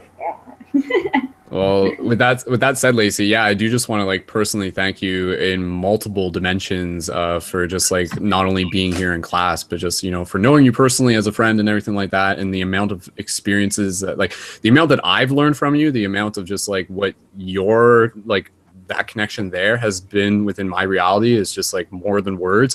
And again, you know, like what's so important within the process of studying dreams is community. Simply by us being here as a community, as a circle, is so important, because we need to share our dreams with each other. We need to be able to talk about them. We need to be able to help keep each other accountable within these practices. And Lacey, like, I know you might not always sort of like label yourself as this, but I really appreciate you being a leader within this dream community. And I feel like, you know, because you happen to have like these connections already at a certain degree that is not like better or worse. And, you know, it's not something we have to compare, but it really is like a gift that is something that can be shared. So I'm really grateful that you continue to share these gifts and these experiences with the community, because I know it inspires myself as well as many others. So yeah, again, Lacey, just thank you so much for being here again tonight. Shout out really to appreciate Lacey. it. And thanks, guys. and do you want to just share real quick if people wanted to connect, because like you have your Kate's is sharing the dream yoga book that Lacey gave her. A gift from Lacey. Yes, which I also have that too. So it's just like There you go. everyone's got the exact same book. Lacey, if you just want to share, you have your Instagram account where you share some of your dreams and stuff like that. Yeah. Which one's that again? It's called Shadow and Spirit, and it's just like, because like I do some dream interpretations for people and stuff like that, just for fun. And ultimately we're the best interpreters, but anyways, yeah, I do share some dreams on there. They're like novels, you know, like great fantasy stories. So like you're looking to just be inspired and see what you're capable of doing, then look into it. Okay, No big so deal though. Shadow and Spirit. Yeah. On Instagram. I recommend you guys checking it out. So yeah, awesome. And yeah, so again, thank you again, Lacey. We'll let you go, and if you want to drop in later, we might still be going. We'll see. And I mean, there's like so much we didn't even get into talking about. Like we didn't even get to talking about like shared dreams and things like that. But again, there's lots more to talk about. So much. Cool. I'm so happy that I got to come this time. So yay. Thank you. Me too. Awesome. All right. So Lacey, we'll talk to you later, and see you in the dream space. See you there. Okay, cool. All right. Okay, awesome. So thank you again to Lacey. And again, you can connect with her. We'll include her information into the show notes after this broadcast airs, as well as other people within this broadcast who would like their information shared in that sense. So afterwards, you can check in the YouTube info or on the link on the main website under Dream Class for March 8th. And yeah, highly recommend you guys connect with Lacey. And yeah, there's a lot more to share. So with that said, just checking in, it's almost 11:11 on the clock. And before we kind of go into further discussion, I actually would just want to invite us to just take a moment to kind of connect with our breath. We'll just do a quick micro meditation, and then we'll check in. We got a couple new players who joined the game. We have our good friend Michelle. Want to just wave hello, Michelle. Hello, Michelle. And we have Cadence as well, and we also have Quantum Light Consciousness, and they'll be able to introduce themselves as well if they are present. And yeah, and then we still have Sangeeta, and we still have Devin and myself, Brendan, who are here. And yeah, we'll give an opportunity for Cadence and Michelle and Quantum Light Consciousness to share a little bit about what brings them to Dream Class. Why are dreams important to them? And then from there, we'll just continue to unfold with the conversation. And then a little bit later into the class, we'll talk about the idea of shared dreaming experiences. And something that we do here within Dream Class is we have this idea of the dream tree. Sorry, the dream tree. And that is this idea of like literally being able to set the intention for us to like meet up at a shared location within the dream space that we basically refer to as the dream tree. And that's basically like the picture that you see within the broadcast preview image and things like that. So I'll show you what I mean real quick. I'm just gonna, if this is gonna work, is it gonna work? Screen share. So I'm just gonna, here real quick. So the preview image right there, if that's working. Yeah, so that preview image, for those of you like watching on YouTube, like that image there of like that tree in the middle of the field through the pillars and the checkerboard and the paradigm shift sigil floating above it, like that's kind of like a visual representation of this space that we are literally constructing through our intentions and our imaginations that we collectively work towards visiting as a community. So as much as we're like meeting up here within like this like digital Google Hangout and things like that, there's also the idea of being able to meet up literally within the dream space. So if that sounds like a really fascinating idea, then yeah, stick around for that. So so let's keep passing the talking, stick around after a second. And before we do that, let's just do a quick micro meditation. So it is 11:11 on the clock. So I just invite you guys. I'm just going to turn my lights off here and turn my Light Guardian crystal on there. So shout out to the Team Patreon supporters, as always. We'll mention more about the Team Patreon stuff a little bit later on. So just inviting you guys to be able to join in for this micro meditation. So literally this is just a moment for us to just connect with our breath, and then we'll kind of carry that vibration moving through the rest of the class. So just inviting everyone to relax. And gently just close their eyes. And just notice as this moment of silence just gently rolls over you. And without me even having to say anything, just use these next few moments to connect with your breath in silence, to connect with this community, to connect with this space. Go ahead.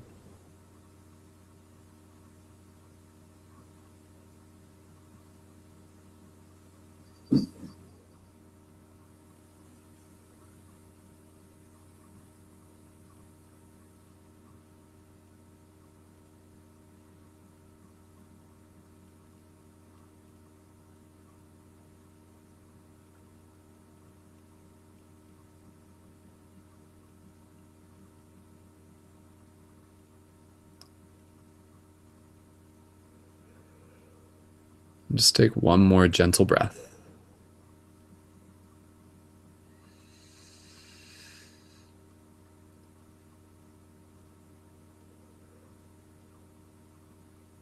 And slowly maintaining the calmness and the rhythm of your breath. When you're ready, gently, if you choose, open your eyes and return your awareness to the space around you. Awesome. Okay, so with that said, thank you again, everyone, for joining into this, especially those of you who may be new to the channel. There's been quite a few new people who have been connecting to my YouTube channel because that Rick and Morty breakdown video that I did a while ago has been like continuously going slightly more viral each day. So I know that's really awesome because that's exactly why we made that video, to be able to like link people back into the rest of the project as well. So huge shout out to all those of you who may be recently tuned in. And again, there's so much more to this project than just the dream class alone. And it's about encouraging you to create physical paradigm shift communities where you are. It's about encouraging you to create conscious media. It's about encouraging you to work on yourself, to level yourself up within this game, to unlock new abilities within this physical dimension and beyond. So with that said, we're going to pass the talking stick around, and we'll check in. I want to just see if quantum light consciousness is there. Quantum light consciousness, if you're there, let's just see if we can get some introductions. And if you just want to unmute yourself, if you're there, and you can just share a little bit about what brings you to Dream Class. And then from there, we'll pass it to Cadence afterwards. So yeah, for sure. Can you hear me? Yeah, we can hear you. Okay, I'm going to pass the talking stick over to you. So again, you can just say like what name you want to go by, where you're from, if you want to share that, and what brings you to Dream Class and why dreams are important to you. And welcome back, man. Go ahead. Cool. Thanks. My name's Jarrell. The name Quantum Light Consciousness is just like the name to my website that I have. I'm an intuitive coach and energy healer, and what brings me to Dream Class is really my undying curiosity and embodiment within the dream space, and embodying that kind of in the physical realm. I'm really adamant about multidimensional aspects and learning about energy flow and the physics behind the universe. And I've been on dream classes a couple times. This is my third time here. Awesome space, pretty sacred space. This is one of the things I enjoy listening to when I am on YouTube. But I guess what dreams mean to me are kind of you guys are talking about how it's like a timeless, eternal realm that you exist in primarily, and basics of that is that girl who was just on, she said, I would have done that in a dream. It's basically you at the most fundamental level as your soul.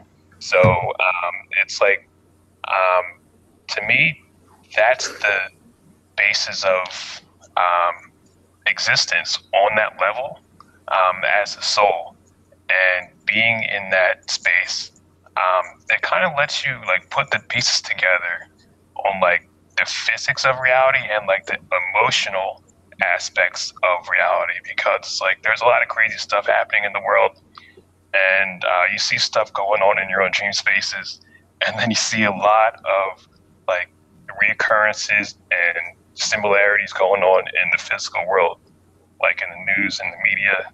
A lot of that stuff is very, very similar, at least to me. So that's what I like to do. I like to cross-reference and, just reflect and go deeper into my dream space and kind of like get the most out of it as I can. So, thanks for having me, Brendan, and awesome chat so far.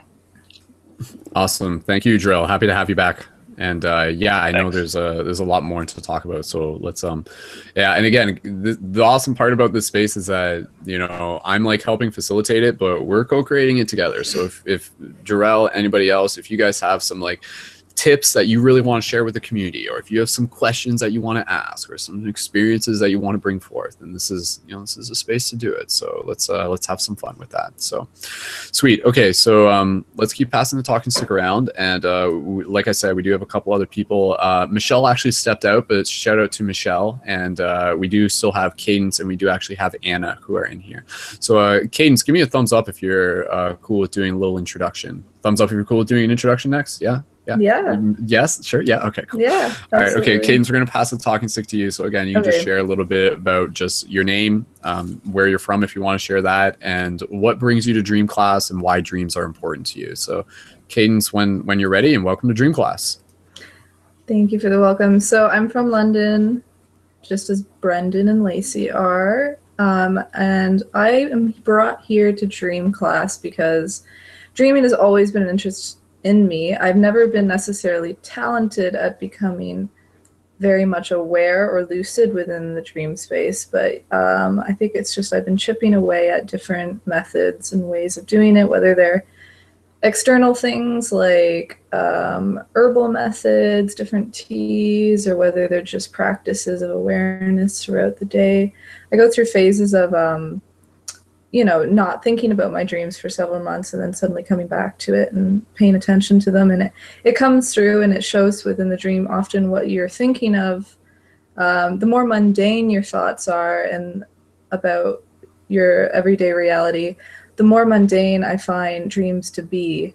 And the more I try to focus on the intricacies of everything, the more it starts to show through in dreams, and it even starts to come through in dream recall as well. So I'm just here trying to progress in regards to that and share space, share my experiences, and listen to others. Perfect. Awesome. Thank you, Cadence, and happy to have you here. Happy to Awesome. be here. Yeah, and again, Cadence is someone, Cadence and I already know each other in RL. Not that this isn't RL. Is this RL, guys? I don't know. This whole life's just a big game, man. But anyways, and it's kind of cool because even for myself, like I mentioned in the past, I mentioned how leading up to this broadcast, was actually like incentive for me to be able to put that focus towards my dreams, because I wanted to be able to, this is kind of the phrase that I kind of thought up last week, but the idea of being disciplined enablers for each other is a really powerful thing. So again, even by myself just being like, okay, like I'm going to literally just like, take a break from smoking cannabis to be able to focus on working with my dream recall and everything like that. And that was something Cadence and I were talking about. And then like, because like I was doing it, and then she was like, okay, yeah, like I'll join you in doing that. And like literally just like that one-to-one connection between her and I has actually just been like a little bit extra helpful, because I think that's a big thing with dreams, is that it's so easy for us to just kind of be like, why bother? Like, why is this important? Like, who cares? I don't like the thing with dreams is that you never really know what you're missing out on. And because of that, it really requires you to be able to show up with intention in order to be able to get what they have to offer. Like, imagine imagine if every night that you went, before you went to sleep, or you know, first thing in the day, say if you got like a notification on your app on your phone that was like, tonight's dream is going to consist of flying dragons and blasting through dimensional space. And like, imagine if you knew that was going to be your dream that night. Imagine how that would shift your awareness or your intention throughout the day going into it. You would probably really do a lot more to incubate it. But the fact that every night when we go to sleep, it's like this roll of the dice, really puts us into this place of just being able to challenge us to flex our discipline. And especially considering that it's not always going to, our practices won't always yield the results that we seek, you know? Like sometimes, like I'll like put in like a lot of work during the day in terms of just like, you know, like really like meditating before bed, having not smoked cannabis, like just like doing like some like exercises and everything. And then I might not remember my dreams at all.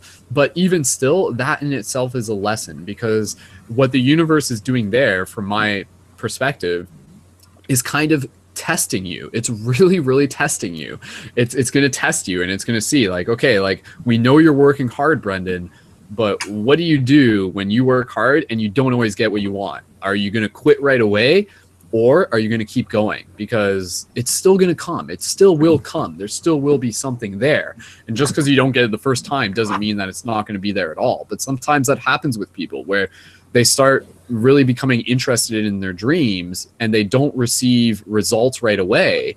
And then they just convince themselves that it's not worth it. But that's not really... that's not like the dreams aren't delivering. That's more so the dreams testing you. So really check in with yourself and kind of like realize like how these dreams are sort of flexing your relationship with your own discipline and everything, because it will yield results. And even for myself, like last night, like I had like a really potent dream that like really meant a lot to me, and it was like really personal, and it's not something that I need to share. But if I didn't do the work ahead beforehand, then that dream wouldn't have happened. I wouldn't have experienced that. So yeah, no, it's always very interesting to be able to see how dream practices are, again, like an important part of helping us develop consistency. And that's the thing that's the key. Like that is the key within dream practices. And that's like, you know, what they talk about in that book that I was holding up a second ago, the dream yoga practices, is like the key that only you can give yourself is consistency. No one else can do that for you. And you can make up all the excuses you want, but at the end of the day, like it's really up to you. So if you find yourself making up excuses, for example, again, and this is coming from my own experiences, you know, like sometimes where like I'll be like making up an excuse between smoking cannabis versus not smoking cannabis. Again, you know, it's kind of like that thing where it's like, okay, do I want to enjoy the experience of cannabis for 90 minutes within this waking state? Or do I want to roll the dice and possibly have a vivid dream tonight? The fact that that vivid dream is not guaranteed makes it easier for myself to create the excuse of just being like, yeah, I don't know what I'm missing, so I don't feel like I'm missing anything.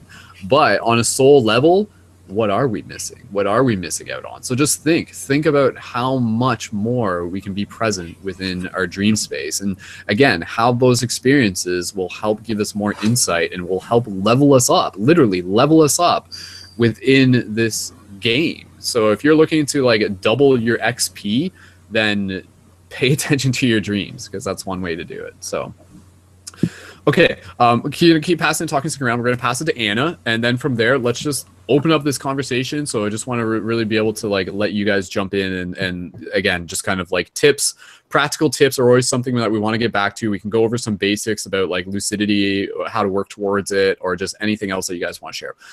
So Anna, give me a thumbs up if you're ready to take the talking stick. Perfect. All right, Anna, we're going to pass the talking stick over to you. And again, Anna's been a regular within the past broadcasts, and we're welcoming her back. So Anna, when you're ready, go right ahead. Here we go, Anna. When you're ready. Hey guys, how you going? Yeah, so I'm Anna, and I'm from Australia, and I've been looking forward to this dream class for a few weeks because it's been really quiet, and it's really nice to catch up with everybody again.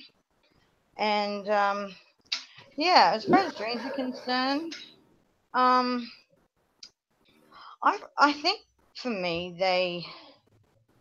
I'm more aware when I'm awake of my dreams. I don't really know how to explain it. I guess they remind me that the things we have to do in life, the monotonous things we do all the time, we shouldn't be holding them as a priority. You know, because that's when we'll get overwhelmed and all of that. Don't focus on that stuff. I don't know. Yeah, I've just got back from a massive walk down the street to the bank and stuff. It's been raining, and I've missed the whole first half of this class. But yeah, I'd really like to be more in touch with my dreams when I'm asleep. Because yeah, there's not much of. I feel it's really blurred line between my waking and my sleeping. But yeah, dreams help me focus. They give me the belief or the confidence in myself to just keep going, and that there's a better life than just monotonous, everyday, boring stuff. If you want to focus on that, then you're going to have a miserable life, aren't you? I don't know. Yeah. So, sorry. Yeah. That's cool, Anna. Yeah, I think kind of with what you're saying there, the thing that I really value about dreams is the inspiration that we get from them, you know, and how, for my own personal experience, how that like directly like goes into my work. It goes into my creative practices, you know, like I'll wake up from a dream and I'll be like, oh my God, like how do I recreate that? How can I transform that into something I can share? So Anna, go ahead. Go ahead. Yeah. Yeah. If I think about it, in the past 2 years, the dreams that I do remember all involve, you know, the Shifty crew and the crystals, and I think it got me focused on my tarot card project, and now I'm starting my own design studio, and yeah, I don't think I would have been able to do it without that constant recurring sort of theme. Yeah, for sure. It's good because, like, again, you know, dreams are always something that we can go back to. Like the fact that they are waiting for us every single night is a very exciting thing. So yeah, to say to add Anna, is there anything else you just here. want to say with the introductions? We'll just start bouncing the talking, stick around in a bit. No, you're right. That's good. Thanks for listening, guys. Awesome. Thanks for being here, Anna. Okay, so just a couple thoughts off the top of my head, and then just opening up the conversation, and anybody else can just kind of, again, this is just remind you guys, the intention of this group circle is really just about practice. It's about supporting each other. It's about helping encourage and helping each other develop our own accountability. So even just the simple idea of knowing that if you're interested in your dreams and you're not alone, like that in itself is like a really powerful idea, to know that there are other people out there. But yeah, you know, again, like dreams are such a holographic thing. And one thing that just kind of came to mind was the idea of what are our intentions when it comes to pursuing our dreams. Because sometimes, and correct me, like, you know, challenge me on this or whatever, but like one thing that I've kind of observed is this idea of almost like a commercialized version of lucid dreaming, where like people will like promote the idea of like, become lucid in your dreams, drive fast cars, have sex with celebrities, fly dragons, even though I know I talked about that already, stuff like that, right? So it's like sometimes people they really kind of like desire these fascinations within their dreams, and they can get that, but that's only going to take you so far, or like it won't even come to you at all. And again, you know, I think what we get the most out of our dreams when we really just approach it with this idea of show me what I need to see. And we understand that the dreams literally do like give us what we need in that moment, be it nothing at all, be it a nightmare, be it like something incredibly inspiring, or be it perhaps even lucid. So just kind of, again, let's just see. I just want to be able to hear from what you guys got to say. So if you have something to say, just kind of like hold your hand up if you're on video, and if not, just kind of like either cue in the chat, and I'll kind of like prompt you there. So we're gonna pass it to Cadence, and Cadence, one second, I'm just gonna pull up your microphone. So Cadence, go ahead. What would you like to bring to the circle? Yeah, to extend off of talking about asking dreams to show you what you need, also the idea of rolling the dice before going to sleep, as far as not knowing what you're going to dream about, and even tarot cards, they're all kind of, you put all those together, and they're all challenging, like the probability of the outcomes of your life and the decisions you make. Like, for example, when you wake up from a certain dream that shows you something that may be like very prophetic to you, or even when you, for example, pull out a tarot card and you roll that dice, it changes the whole outcome of a decision you make based on the information that you receive from those sort of divinatory acts. And I think that's a very powerful thing too, and it's important to take advantage of that and any sort of divinatory act, including dreams, because you can end up completely changing your life through a simple message received to you through an external thing. Yeah, and I'll just expand on that. And again, anybody else just jump in after me. Cadence, I think that's a great point. The idea of thinking about dreams as their own form of divination, that actually helps sort of create like a way of perceiving them that I feel is actually quite logical. It actually makes a lot of sense for me. The idea that, you know, we can commune with quote unquote spirit in many different ways. And the main way that is often done is through the language of symbols. So like you said, you know, you draw a tarot card, there's a symbol there.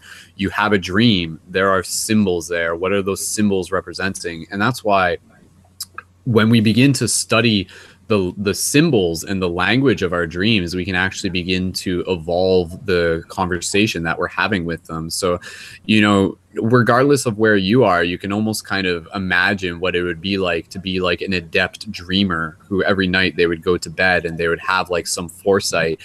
And, you know, I'm just kind of like imagining like way back in the day or something like that. Say like Merlin had a dream, and he had a dream about like a one-eyed raven like flying over the king's tower or something like that. And like somehow like he would interpret that as be like, oh, like, you know, like the king is in danger or something, right? Like, I'm not saying that's exactly what it is or whatever, but I'm just saying at a certain degree, dreams literally have this idea to actually provide us with foresight and insight to the futures that are still ahead of us, and in some way. So it's like, how crazy is that, right? Like, it's almost like, again, it's almost like a hack within the video game to actually be able to like see what's around the corner before it even arrives, and to be able to have the foresight to be able to meet it halfway. So again, you know, dreams are actually like a very superpower like element. And this dream space, again, you know,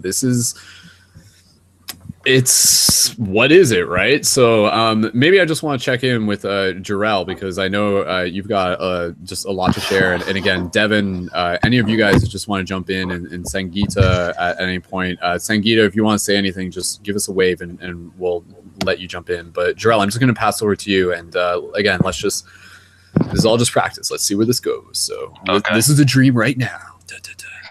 Jarrell, go ahead, man. Yeah, it's funny you should say that about like divination and symbolism, because personally, like in my own experience, dreams are basically like huge metaphors of what's really going on, like on higher levels of like dimensional consciousness, like on your like specific like soul stream, like per se, like you have like higher selves and they're constantly, you know, living their lives out, and then you are in the third dimension. And then you have your own life going on in your dimension, but you have, you know, higher beings who, you know, are consciously, you know, helping you out day to day or whatnot. So when you go to sleep, you can basically ask your higher self to like kind of like link you into like your own symbolism, your own soul language, so you can understand the metaphors that are actually, you know, what you're experiencing, you know, in that state. So, you know, when you do that, that's kind of like a level up in like your own awareness. So I did that personally. You see like the past lives, you see like the happenings third dimension reflecting the fourth dimension. Just last night I had a dream. I was like in school, right? And some kid walked by me with like a backpack. And I was like, yo, that kid looked like suspicious. And then all of a sudden, he pulls down a machine gun or whatnot. So I was like, okay, well, kind of. But then I woke up yesterday morning, and then I see on the news like some kid there's a backpack in a school, and the backpack was smoking. It's kind of just like we're creating our own consciousness, whether we realize it or not. All the stuff that goes on, and then there's other stuff you can ask your higher self to be like, okay, I want to see what my sixth dimensional self is doing, and you can link into what's going on there. Your sixth dimensional self could be like linked in a time loop in their Ryan Wars, which is my experience. And then you wake up in literal time fighter. You wake up in space, but you're like playing it out as you. So you're like playing chess with your sister, and your sister has something happened to her. Like she's like, her soul consciousness has been like infiltrated, right? But you're playing chess, and the chess are spaceship, but you're sitting in like the middle of space. So it's stuff like that. Like that's my personal experience. And there's different ways to look at it. Like most people, they kind of just like they want like the lowdown on like what's going on next in their life, and that's where it starts. Like you have that curiosity. You want to know like, oh well, this happened to me and this friend that I hadn't seen in a while. What does that mean in a dream? That's where it all begins. Like, and then it's like a jump off point from like how far you want to take yourself down that rabbit hole. I guess like most of these concepts, they can be kind of like out there. I personally like it because it's hard for me not to be out there, because like every time it's hard to explain, because you have a third eye. Once your third eye is activated, you see energy every time you close your eyes. Like every time I close my eyes, I see white light, and I can see depth like out into eternity. So if I call my higher self, I literally can sense a being hidden in the ground like a comet, and he'll walk up to me, and then you kind of have to like tune in to your own space inside you to be able to commune with an energy being. It's like super subtle, but that level of subtlety is like the level where you start to be able to develop through your own dream space. That's also what I like to teach on YouTube as well. I mean, it's like so. Jarrell, sorry, I don't mean to cut you off. Your microphone like kind of like phases in and out. I don't know if you just need to move it closer, like because I know if you just have more to say. Like it's like when you first started talking, it was really clear, and then it kind of like sounded like a little more robotic. But people in the comment, let me know if you guys can still hear it. But I just wanted to see if that might fix it. Go ahead though. Yeah, I'll try and talk a little closer. Yeah, that works. Yeah. Okay, cool. Yeah, I mean, I was just saying, like, if you're in a meditation and you get to a place of stillness, you can, like, be in that place of stillness before you go to sleep. And then when you go to sleep, you end up waking up in that place of stillness. And as you wake up, that's, like, your biggest leverage point right there. And somebody else said, before you open your eyes, that's like, keep your eyes closed. And as you come up out of that space, those memories will stick with you, and you'll be able to remember more of what's going on, and what you are looking to kind of like get out of your dream sequence when you go to record it. So I guess that's it. I just wanted to touch on that. It's like it's like a huge metaphor, like a kid's story. Like you hear about Star Wars, like that's a huge play acting through Hollywood of stuff that happened, and it's continuously happening on the time loop in our past lives. And it's still even in the new Avengers. It's like the new Avengers, you have Thanos, right? And Thanos is like the dude who's coming from Saturn, the moons of Saturn. And there's a lot of black magic like happening on Saturn, like whether you pay attention to that stuff. But it's like it's also funny because like Thanos, he looks like Harvey Weinstein to me. It's like I don't know. It's kind of funny because like he's like a bad guy, and then it's like the dude who runs Hollywood like looks like that dude as well. It's just I don't know, stupid. But most of it is it's just a play on like your soul as an incarnate with a physical body, and putting just being aware enough to ask the questions as you pay attention as the circumstances unfold within your own dream state. So I'll just leave it at that. Thank you, Drill. And again, just feel free to jump in at any point because I know there's a lot to talk about. One thing I kind of wanted to talk about that I was just thinking when you were saying there, first of all, I think it's fascinating to just, again, open up to the idea that, like, yeah, right now we're dialed into the experience of, like, this earth plane reality, so to speak. But, like, when we really start to sort of grasp that concept that, like, we're actually experiencing things, like, simultaneously in multiple dimensions, perhaps in, like, even, like, other lifetimes simultaneously, parallel realities, et cetera, it really begins to blow the mind, and you begin to understand, like, how, like, the dream space is actually like a nexus point for us to be able to connect through to these. And so humor me here, because I'm just kind of like, I don't even know if I've, like, thought about this up until this point. This is interesting. I'm, like, shifting my own paradigms, like, live on camera right now, shifting my pants. But basically, I'm just having this idea of, like, okay, like, assume we're, like, you know, we go to sleep at night and say you have a dream about, like you said, you're, like, in, like, the Orion Wars on another planet, you know, whatever that is and stuff like that. I'm not saying I'm not assuming what that is, but it's just like, you know, assume you have a dream and you're, like, on another planet and it's, like, you in another lifetime or something like that, ... Who's to say that, like, those, like, other parts of ourselves, like, if they're not just fabricated dream realities, but if there's actually, like, a legitimate aspect of that experience happening with our soul, like, do other parts of ourselves dream about our earth plane?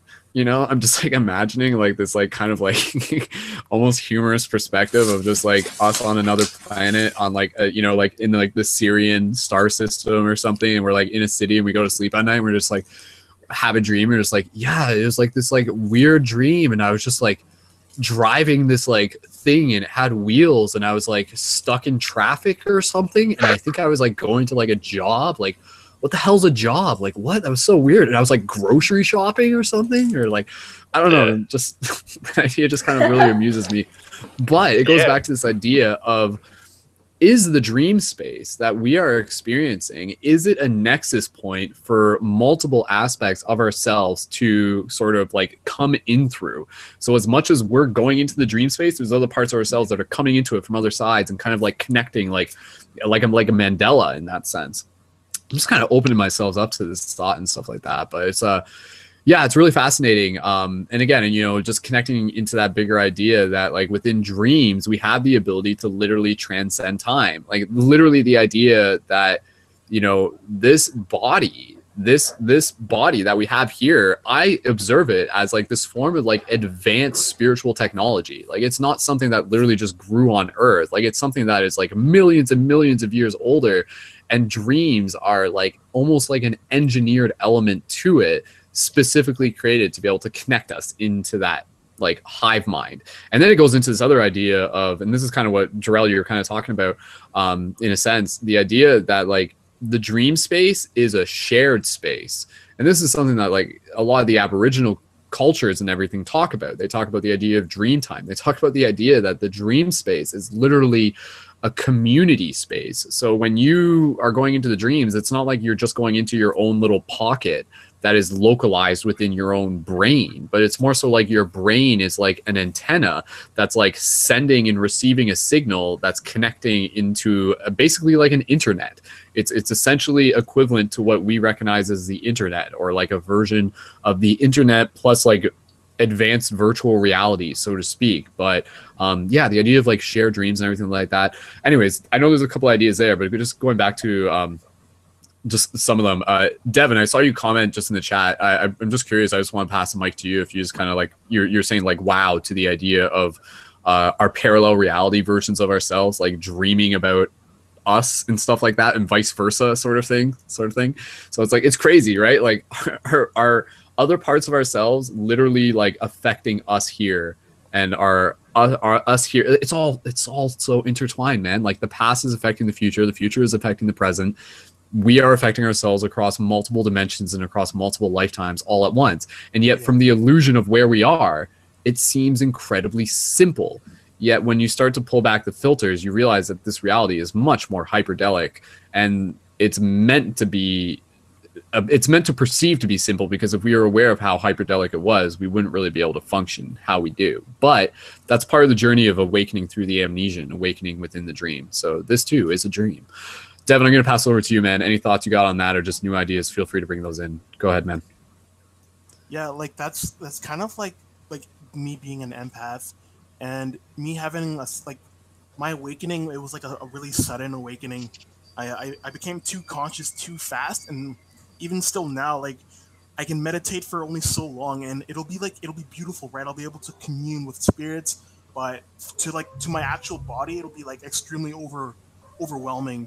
And like just with the concept of like having yourself like still a part of your being, like, you know, on another planet or so, just like I just tie it to the concept of like, you know, like being an empath. I could feel one of my friends, you know, at school, and they're taking a test, and I could feel the exact stress that he feels at school when I'm home, and I'll be like, dude, how's your test going? And it'll be like, you know, it'll just line up. And when it comes to like past lives or even like future lives, I feel that concept is kind of the same, right? Like the reason why I have like certain awarenesses that make me want to do certain things that aren't in like perfect tune with who I am right now on Earth is kind of like the things that I couldn't explain are kind of explaining themselves through the empathy of, you know, feeling that another part of yourself that's not on Earth, that's in like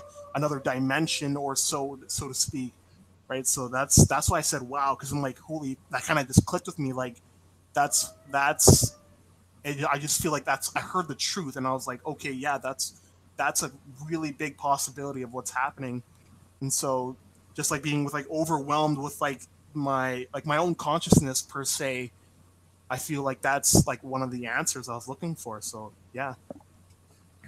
Cool, man. Word. Thank you for sharing. Yeah. And again, you know, like that's part of like literally just here, guys, like we're brainstorming, we're trying to piece together the mystery of like what this dream space is, and honestly, it's really exciting and fun. And again, like God, there's like, my goodness, there's so much stuff that we haven't even tapped into. Yeah, just like again, related to the idea of like what can happen in dreams, places you can go within dreams. Like, can you visit like actual places that exist that are not just fabricated, you know, like virtual reality, so to speak, but are like actual like places where like other entities actually reside, and literally the idea of like meeting other entities within your dream. This is an interesting idea. Can you meet like your parallel reality version of yourself in a dream and things? I'll just share this and then I'll pass it to Anna. I know Anna's got a couple thoughts. A lot of my dreams are like really, I have a lot of like war-oriented dreams, like a lot of dreams with like combat and stuff like that. That seems to be like a recurring dream for me. But oftentimes within these dreams, they're interesting because I see like parts of myself, often related to like the warrior and the guardian archetype, but also like the leader archetype.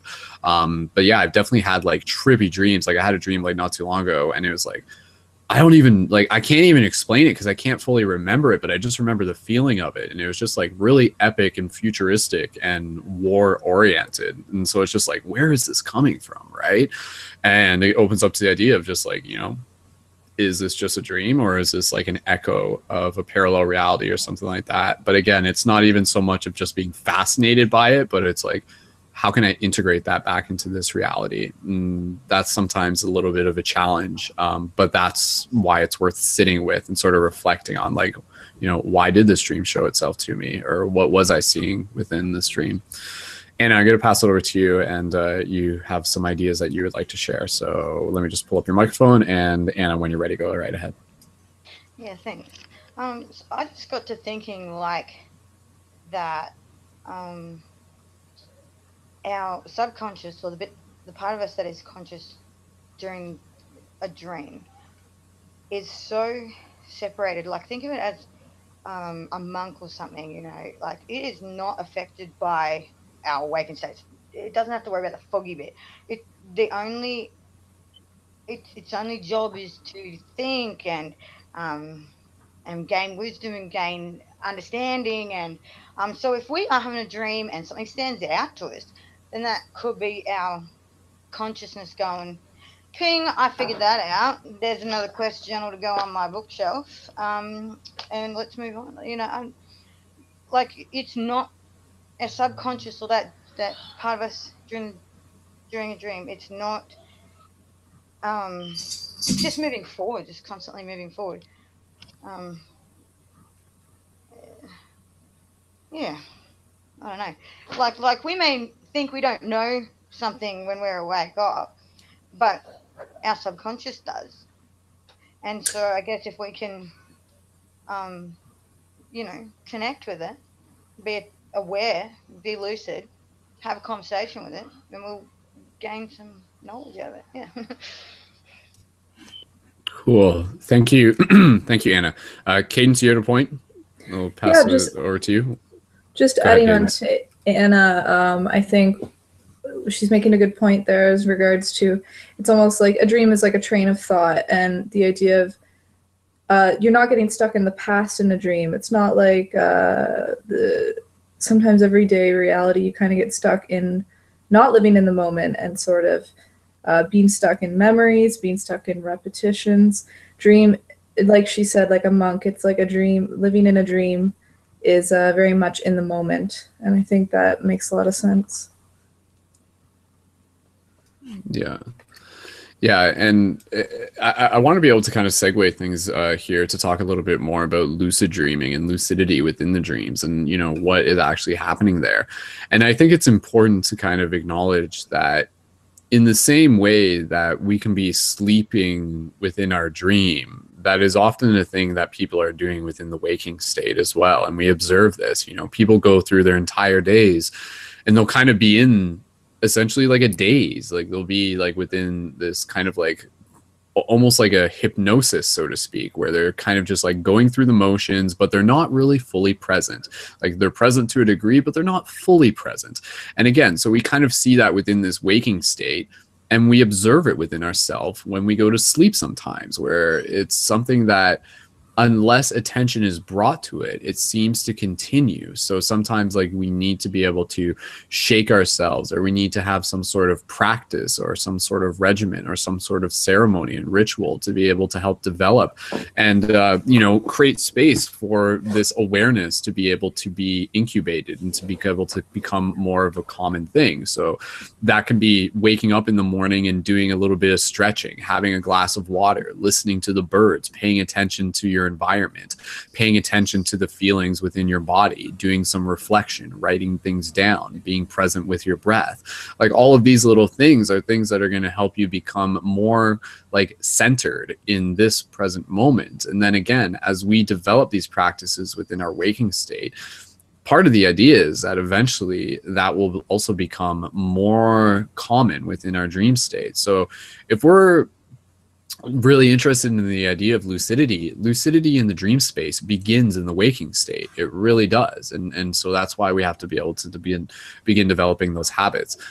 Just out of curiosity, yeah, and again, like, I'm not like a pro lucid dreamer. lucid dreaming is something that I've only had experience with a handful of times, but I know that I am capable of doing it. In particular, sometimes that I find the best opportunity for me to experience lucid dreaming is if I go through sleep at night and then I wake up at like say 6:30 in the morning, and then I'm awake for a bit. I do some exercises, don't eat any food, just drink some water, and then go back to sleep with an awake mind but a tired body still, like a relaxed body. And so usually oftentimes that is like one way to be able to help go into a lucid dream, is like as you're falling asleep, as your body falls asleep, your mind stays awake. And so like that's a technique in itself. But then the other way of lucid dreaming is like to be able to wake up within the dream through a habit and a routine that you enact as something that's going to be a trigger for you within the dream, such as pulling your finger, such as flicking a light switch, such as jumping up and checking the gravity, such as like seeing if there's like a stone in your pocket, such as like checking the color of your shoes. It can really be customized in a way that's going to work for you. And again, like this is, from my experience, like the reality checks is something that I have yet to master. And I feel like if I really were to work more with that while still again, like refraining from smoking cannabis and things like that, that will lead to these lucid experiences. And why I think these lucid experiences are valuable is for the same reason dreams are valuable in themselves, but it really comes in from this perspective of being able to observe and have a degree of respect for dreams as almost a psychedelic experience in themselves. Like what would it be like if, imagining that every night before you went to bed, you literally approach your dreams as if you're about to embark on a psychedelic experience, as if you're about to like eat 5 grams of mushrooms, if you're about to smoke DMT or something like that, because it's not that far off from it. And again, it's like if you're showing up for it that way, then it's like the other parts of yourself, the higher consciousness, the universe, or like an alien at a control switch, whatever the heck is happening, is paying attention to that. And it's just like, okay, like their presence, like let's deliver them like something a little bit extra. Let's like give them that little like something bonus. And that's often what can happen. So like when we're creating that personal relationship with our dreams, when we're intentionally putting our focus towards developing that, it shifts it. It literally shifts the paradigm. It literally changes the way in which the dreams show up for us. So if we show up for the dreams show up for us. So think about that before you go to sleep each night. Really, instead of just being like, oh, I'm going to sleep, think about the idea that like, oh, my soul is going to experience and to shift into this like state of higher dimensional reality and to like return to the astral realms. And that's like a very sacred thing, you know, like the idea that like it's so fascinating. And I think the fact that dreaming is something that is so common and we do it every night, it's easy to sort of forget how incredibly sacred it is. So if we can reacquaint ourselves with the sacredness of our dreams, how does that affect our dreams and how they show up for us? So just kind of opening that up, if you guys even just going back to the idea of like, I know I kind of jumped around there, but going back to the idea of even just like talking about lucid dreaming and things like that, maybe we can do that first. So any thoughts on related to like lucid dreaming, or if anybody has had any experiences or practical tips that they want to share related to lucid dreaming? And again, you know, dream journals, reality checks, meditation, being present in the moment, those are some of the key things that would always excuse me, that would always be recommended. Oh man, I got a piece of toast stuck in my throat. Who wants to talk next? Somebody either raise their hands, or Devin or Jarrell. Excuse me. Yeah. One of the things that I use when I'm in a sequence. Jarrell, let me just pull up your microphone 1 second. Go ahead, dude. Yeah.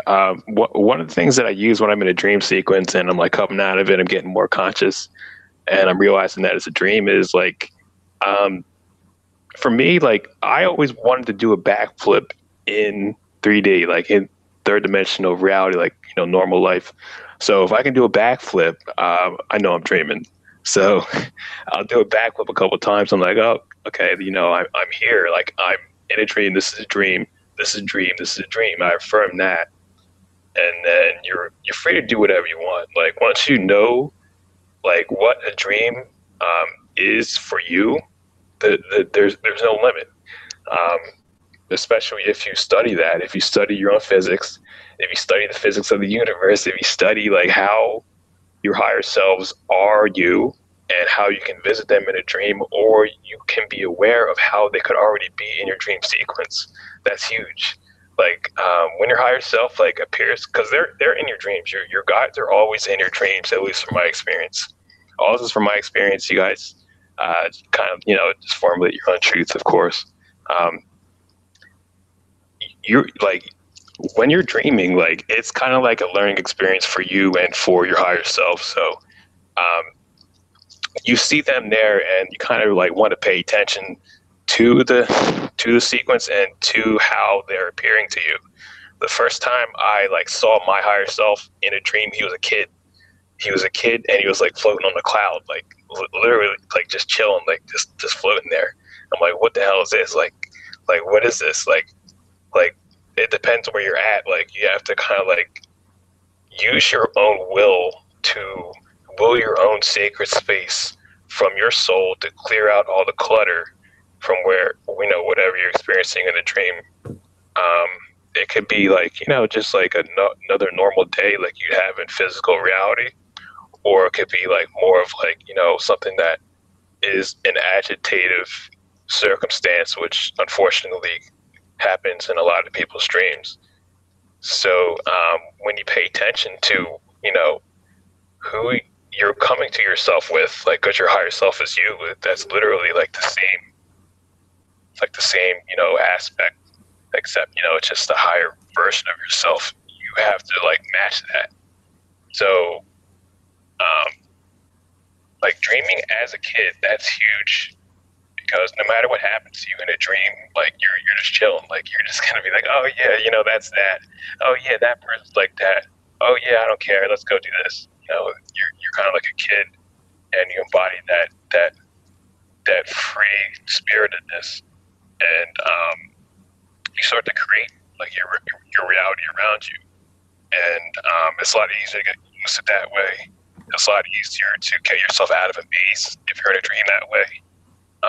It's a lot easier, just to get clarity in that way if you like connect with your higher self's kid self, because I don't want to pack too much in this little like chat, but like for me, when you do that, just commune with yourself in meditation as an inner child, and commune with your higher self's inner child, and that supercharges your dreams like 100-fold. Like I was talking about like the Orion Wars, like that's how I got to that level. It's like you understand you, but then you're like a cosmic child, and you're dreaming on like huge like levels of like just like that metaphor that's like higher but still the same stuff that's going on. So it's just like how you can get lucid and how you can kind of like just upgrade your understanding, and keep it as as like a positive sacred space, I guess. That's it. Word. That's good, man. Yeah, I think that's really important, just the way you're saying there, being able to connect with like that inner child, and just kind of like how that helps in a lot of ways. Like it's important to just, again, like from that general perspective of like, I don't want to just say like not taking things too seriously, but like really approaching things from like that lighthearted kind of side. Because again, like when you think back as a child, like, right, like what was that like? We were daydreaming, we were imagining, we were connected with our imagination. And then as we get older, we kind of like our imagination slowly dies because we don't nurture it. We don't practice it. It's like a muscle that we don't flex. And I think that's a huge thing within dreams, is intentionally being able to practice flexing our imagination.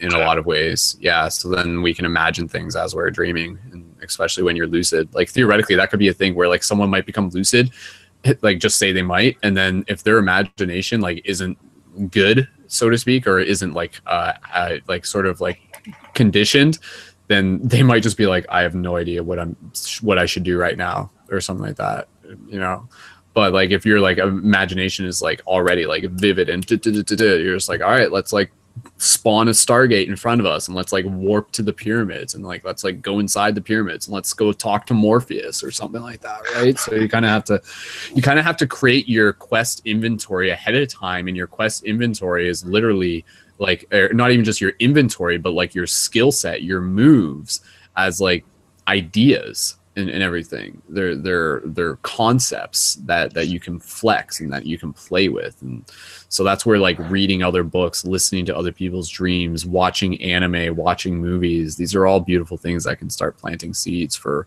you know, what you can do within your own dream space, so to speak. Okay, I just want to be able to check in because I was just reading the chat. And again, Jarrell, thank you. And we're going to finish this up. Let's finish up this broadcast close to about 12:30. I know, honestly, we could literally go for like 5 hours, and we've done past dream classes like that. And again, if people are just like, hey, I really enjoy this conversation, go back and check out the past dream class broadcasts on the YouTube channel, and even just on the main website. You can go under the radio button and scroll through the MP3s and you'll find them there. There's close to a dozen of them, and there's some really great conversations there. Regardless of how new they are, they're still relevant if you haven't heard them before. I wanted to just be able to check in real quick because I was noticing the comments here about that that vibration, sound, and sensation that we sometimes experience when we're falling asleep, just to be able to give some context to that, if anybody wants to jump in on that, because I think that is like a really worthwhile thing to take note of, because sometimes I know it can actually like confuse people and freak them out a bit. But basically, so I'll just kind of set it up, and then again, I'll let somebody else just jump in. A common thing if you're working on even just like developing lucidity or going right into a dream from a lucid state, one of the ways that you do that, you know, you get into a comfortable position, mostly just lying on your back, and then you maintain a degree of stillness. And then what can happen is when you keep your mind awake as your body's falling asleep, your mind actually begins to become it's able to observe the process of like your astral body like separating from your physical body, if we could say it as such. And what usually happens within this process is that there's sometimes like a high frequency sound and a sensation of like moving without moving, of traveling without moving. It's like Dune stuff right there, man. And so what can actually, once you become aware that this is actually a thing and not something that is just like, oh my God, I need to be freaked out. That's actually a part of the practice, is that you're able to observe it and you do your best to be able to like maintain a sense of calmness. And then you can literally like, and that's where you kind of get into the process of like astral projection, where you're literally able to go from like lying in your bed asleep to like projecting your consciousness and like floating above your body, and then like traveling through the ceiling, going through the ceiling, floating above your city, and going into another dimension in that sense. But yeah, just giving a little context, because I know, again, you know, there's some stuff here that might be obvious for people who have been researching dreams for a while, but then you get other people who have literally not had these opportunities to research things, and they're having these experiences where they're just like, you know, like, hey, the other night I was going to sleep and there's a really high frequency pitch and my body was vibrating and my heart was beating really fast and it scared the poop out of me. It, you know, it was really scary and stuff like that. Like, what was happening? That's a natural part of the process, is what I would say. But yeah, just does anybody else have anything that they want to talk about, just like related to like the sensations that they've observed while being able to be consciously aware of themselves falling asleep, so to speak, or just even give any of like their own interpretation as to like what that like high frequency like pitch vibration experience is, so to speak. Because again, like, I'm not saying I like have like, that's just kind of my interpretation of it. I've experienced it. Yeah. Anna, go ahead. I'll pull your microphone up when you're ready. Sorry. Yeah, I mean, it could be, I said in the chat just before, it's been scientifically, yeah, the theory is that if you and a solid object are both vibrating at the perfect frequency, you can pass through a solid object. So, I mean, what if it's just us moving into that next dimension? we probably travel in and out of about 10 different dimensions all day long, depending on our frequency. Maybe people who get a bit scared by it or whatever are only just sort of becoming consciously aware of that moment. I don't know. It could be. For sure, for sure. Yeah, no, and that's a good point. Like, yeah, like we're constantly like, man, this like, yeah, once you kind of realize that this reality, like how much of an illusion this reality is, it's very interesting. And that's not to say it's not real. It's just to understand that there's like a lot of underlying moving parts that kind of work together to be able to create this illusion of motion and consistency and everything like that. So yeah, Devin and Jarrell, do you guys have anything to say just like related to, you know, if someone was asking like, hey, what's the deal with that vibration, like high pitched sensation? Like, can you explain that to me? Right? Because I'm a noob. What would you tell that person to be able to give them a little bit more understanding to how to approach that? Or, I mean, Cadence as well, if any of you have any sort of insight on that as well. And it's not something that everyone has experienced. Jarrell, go ahead, man. Yeah, my only experience with like high pitched like tones and like beeps and like vibrations is like understanding that like you are vibrating as like an energy being in an infinite void. So it's like if you are vibrating at a certain tone, at a certain level of frequency, it's like what you're emitting or what is connected to you or what is coming up to you in that space. So when you are like drifting off into like sleep, you start to enter that space, like your body starts to fall asleep. And if you're hearing tones, you're already in the soul space because your body is basically shutting off and you're still awake, your consciousness is still intact. So it's like if it's a higher tone, if it's a higher like shimmering, it sounds like light, that's usually good for me. And then, you know, that's, you know, I hear online, I've heard online, I watch videos online, people say that, you know, if it's a lower tone, then it's kind of like more of a negative frequency, more of a maybe like an attachment or a hook, you know, something or some negative being is trying to, you know, influence your energy. As far as, you know, your base vibration, that's like what you want to like reflect. Like as you get more into your own energy, you start to sense, you know, where you're usually vibrating. So you're constantly going to hear like a ringing, you know, because like you're a physical, like shining light being in a physical body. And what does light do? Light shines. And what would light shining sound like? It'll sound like a ringing, like a constant high pitched bell ringing, you know. So you eventually kind of hear that when you work on your energy. So if you hear that stuff, you know, either if it's like high pitched or low pitched, you know, there's like a scale that you can match it at, or at what's coming at you, or, you know, what you might be experiencing. Mm-hmm. Yeah, I think I think what you said right there really boils it down quite simply. The idea that like that high pitched noise that you hear is you.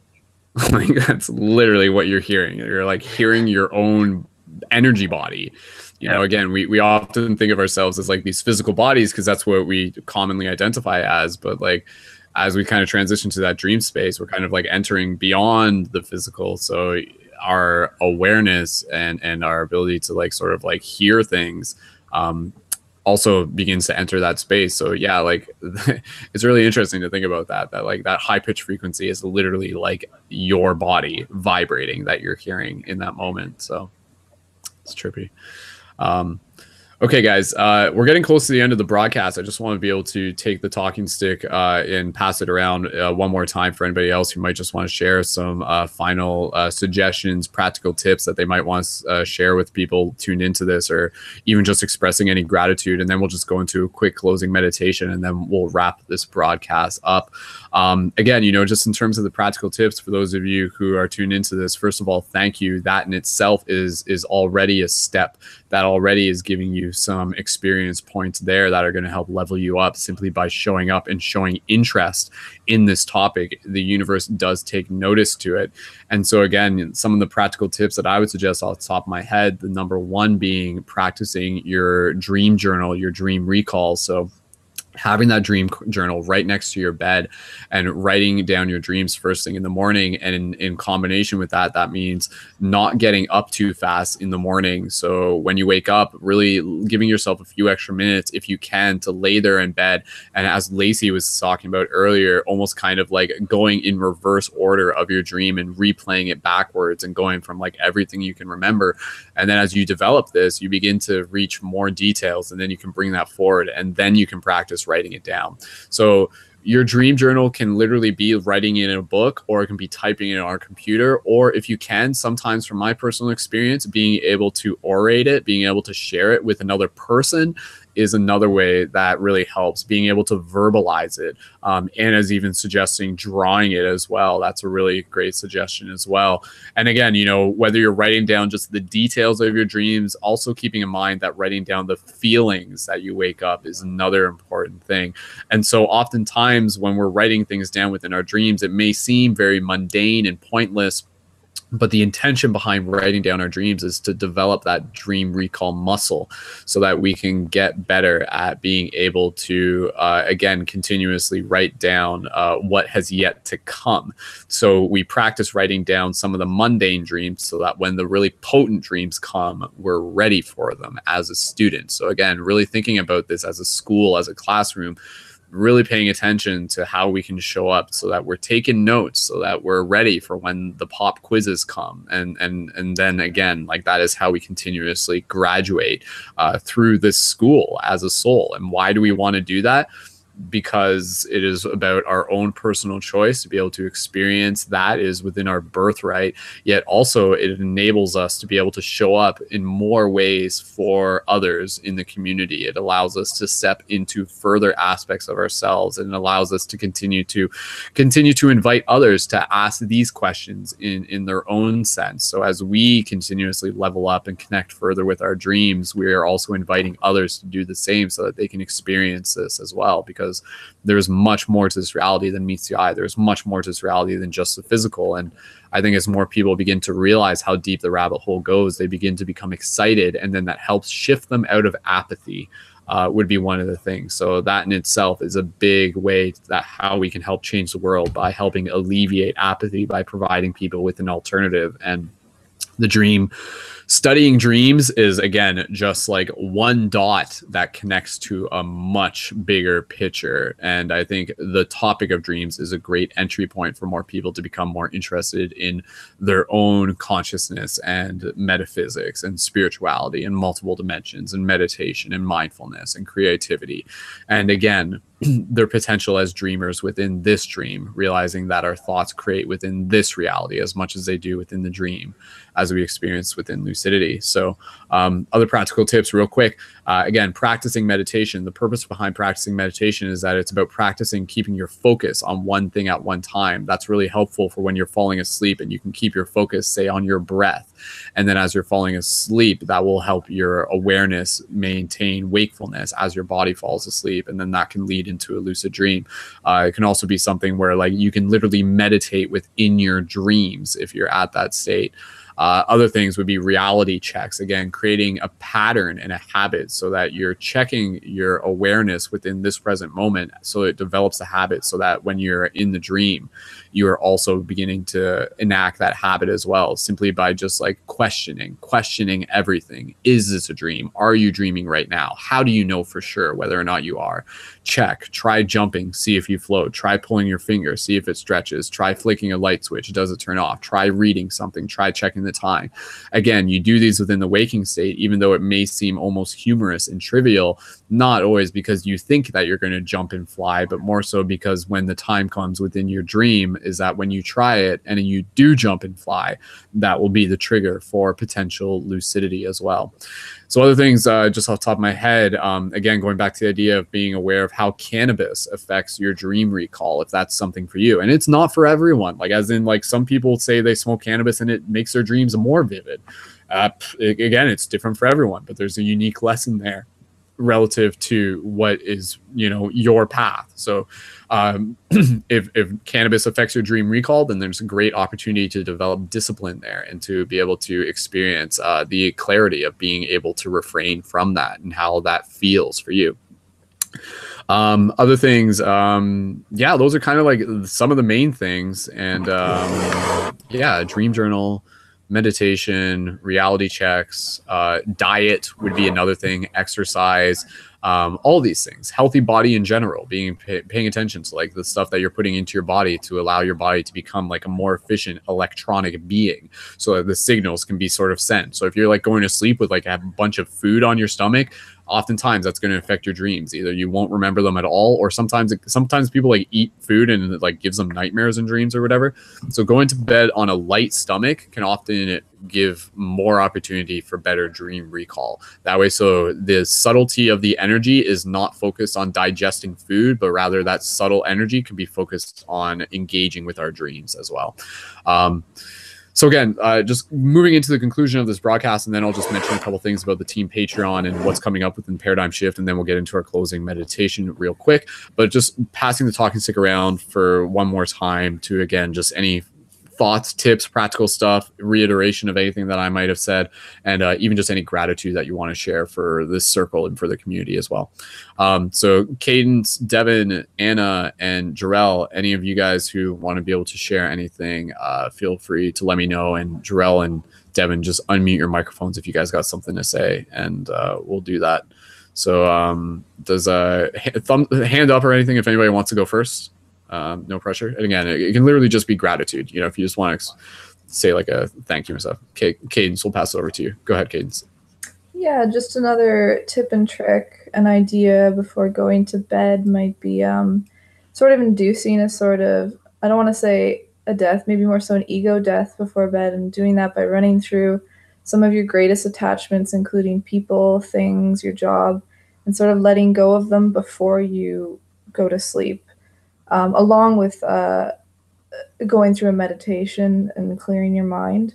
And I feel like that may allow for a very clear space for more to come through. And that's something I've practiced here and there. And it often, even if it doesn't result in dreams, it's a good everyday practice for waking reality as well.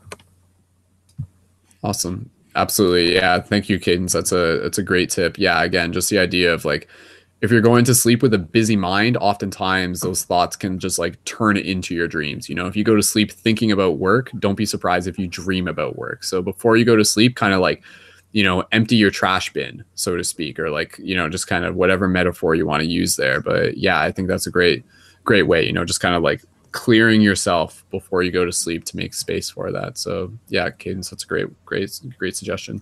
Again, you know, whatever it takes to kind of create your relationship with sleep as a sacred ceremony for yourself, and whatever that looks like to you, whether it's like meditating before going to sleep, or again, other things that we didn't really get into would be like working with different smells can be a big thing. What was Cadence? What was a clary sage? That was clary sage has been a kick for me. Yeah.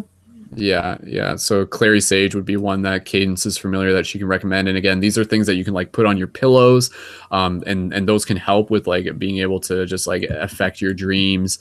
And also working with like other, again, dream herbs such as mugwort. You know, you can drink mugwort in a tea. You can even smoke mugwort, again, with varied results. But again, just smoking mugwort in itself isn't going to like give you lucid dreams or something. It's relative to the practices that you already have in place. So any of the things that you're working there are simply, you know, tools and allies. They are not crutches and substitutes. So really being able to see them as such is how you're going to be able to benefit from them the most. And again, there's lots of other like different herbs and everything. And obviously you guys can Google more research on that as well. Okay, so just kind of moving along here as we get close to the end of the broadcast. Devin, I'm just going to check in with you just since you're on my screen, the next one in the list. Devin, if you're there, just any final closing thoughts, suggestions, or gratitude that you want to share if you're present, and please feel free to share if you're there. And if not, then we'll just go over to Anna. Oh, Devin's there. Okay, go ahead. Yeah. Just grateful. This one's really been educational for me. I kind of really learned about myself tonight, so I'm just really grateful for that. You guys, thanks. Cool. Awesome, man. Thank you again for joining and being a part of the circle. Sweet. All right. And Anna, just passing it over to you. Any thoughts or just gratitude that you want to share? Go ahead. Yeah, for me, what works best is just not to focus too much attention on it, because I think if you're overly thinking it, then you're going to have problems and stuff. But yeah, thanks, guys. It's been awesome catching up with everybody, and yeah, these conversations are really, really necessary, I think. It's awesome. Thanks, guys. Awesome. Thank you again, Anna. Sweet. All right. And Jarrell, any closing thoughts or gratitude that you want to share? Go ahead, man. Yeah. I mean, I'm just grateful for, the space that has been cultivated here. Every time I log on the website, it's kind of just like a portal. Like, oh, I'm going in. Like that opening graphic gets me every time. It's like it's like an actual portal. Like, cause it's like yeah, it's like the game. Like you play the game, and when you go to sleep, you kind of like log into a game, so to speak. So it gets trippier, and then it's based off your intention and your ability, and just cognizance and your determination to kind of just like want to know. You have to want to know to like the extent of what you can like handle, or what you're willing to handle in like your own space of reality. So yeah, I mean, it's like these chats, they mean a lot to a lot of people. A lot of people don't log in, and they probably just listen, and it does a lot. Just to see that people do pay attention to what's going on, even though like stuff goes out of control in the media and whatnot, and you see like different types of happenings taking place in revolutions around the globe, and like as long as you have that inner sense of peace, inner sense of calm and balance, you start dreaming. That's kind of like where you kind of build up your place of like tolerance and what can go on within your own realms of like inner dialogue and emotional context. Like you feel what the earth feels, and then you feel that through balancing yourself. And it's like, you dream, and then you dream as yourself in different spaces. It's like you get to a space where it's not as relevant to be more or less, super wrapped up in the world, and then you see more of yourself and others. And then when you wake up, you take what you learn. You can learn a life lesson in a dream, and you take that and you apply it. So yeah, just giving a thanks. And if anybody's interested, I do sessions on my website, quantumlight.net, quantum-light.net, and then I'm also on YouTube at Quantum Light Consciousness. Thanks so much. Awesome. Thank you again, Jarrell, for contributing within this broadcast and on the website as well. Jarrell's got some quest journals online that I recommend you guys check out, as well as lots of other quest journals on the website. So again, at this point, we're just going to move into the closing meditation. And right before we do that, I'm just going to give you guys a little bit of info just in terms of what to expect coming up within the future for Paradigm Shift and how you guys can be involved. And just mentioning a little bit about the Patreon and how you guys can continue to support the ongoing evolution of this project. So what we do within the Paradigm Shift Central is that we do regular broadcasts. However, I'm kind of playing around with the schedule a bit right now, and next week there won't be a live broadcast. The reason for that is because my schedule, it doesn't really apply for it. But the week after that, we'll have another broadcast. I'm not exactly sure what one it will be, whether it's a regular team building hangout or possibly a Destiny school with a specific topic. I got to sit on that, but stay tuned for more updates on it. However, in the meantime, what we will have next week are going to be off-air hangouts. So this is an on-air hangout that's recorded. The off-air hangouts are still through Google Hangout, but they're only available through members on the website. But again, you can create a profile on the main website, live.paradigmshiftcentral.com, and you can do that to be able to gain access. And those off-air hangouts we may literally I don't know if I have to kind of check, because it could either be like Wednesday, Thursday, Friday, or we may just do it on Thursday. But again, just stay tuned and you'll be able to get the links through those, because I always email the team and that's where you'll get the confirmation and the information for that. Reminding you guys, you can also download the Paradigm Shift mobile app off the website. If you go to the menu button, click on the menu button, and you'll see the link for the download mobile app that's available for Android and iPhone. That just gives you like a better way to be able to navigate the content that is available through the community, such as featured YouTubers, past broadcasts, again, new community videos, quest journals, randomized quest journals, the team Discord chat as well. And it also gives you push notifications and reminders for upcoming broadcasts, which is pretty convenient. And yeah, the other thing that we have to mention, of course, is a huge thank you to the Paradigm Shift Central team Patreon supporters. The Patreon is what we do to be able to help support the ongoing evolution of this project through the invitation for people in the community to support through monthly micro donations. So the asking monthly micro donation is just $3 to $5 a month. And when people do that, they get their Shifter Booster Kit. And for those unfamiliar, the Shifter Booster Kit is a package worth about $100 plus worth of quest items to be able to help assist you with accelerating the shift where you are. Those items consist of laminated free hug signs, as well as the shift buttons, the light guardian crystals, the crystal massage wands, and also a crystal wire wrap just as a bonus. And again, just simply because there's people who are brand new to this broadcast, so I'm just going to explain the Paradigm Shift, the shift buttons. Each one has conscious symbols on them, conscious imagery on them. They're meant to be weared and shared. And on the rim of them, they all have the Paradigm Shift Central website. So you can imagine the synchronicities that can be evoked with these simply by wearing them. You can give them as a gift to a friend, and then that will link them back into the project and help people get connected and involved with, for example, future broadcasts, and also inviting them to get involved in a many variety of other ways. So again, the links for that are at patreon.com/Brendan Culleton. The links are in the YouTube info down below as well. And yeah, a huge shout out to the Patreon supporters. You guys make this possible. We've been growing the Patreon since 2015, and it's incredibly important.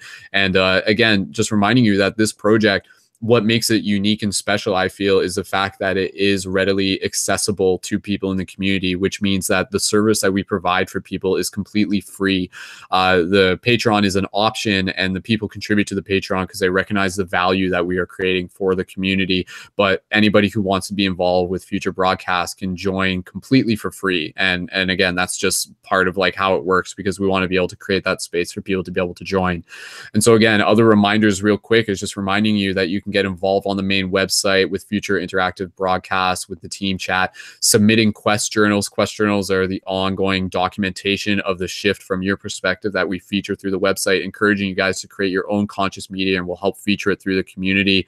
And yeah, lots of other amazing stuff. And as always, you can connect with me on Facebook at facebook.com/SkullBabylon. If you're listening to this on iTunes, you can find Paradigm Shift Radio on iTunes, and that's where the past broadcasts are as well, but they're also in the mobile app. It's super easy. And yeah, you can subscribe to me on youtube.com/SkullBabylon. If you haven't yet, go back, check out past broadcasts and lots more videos, free hugs videos, and encouraging you guys to check out the Journey to Lucidity movies. If you haven't checked those out, those are on the channel. Those are full-length movies that I've made. And they're a lot to do with themes of consciousness and lucid dreaming as well.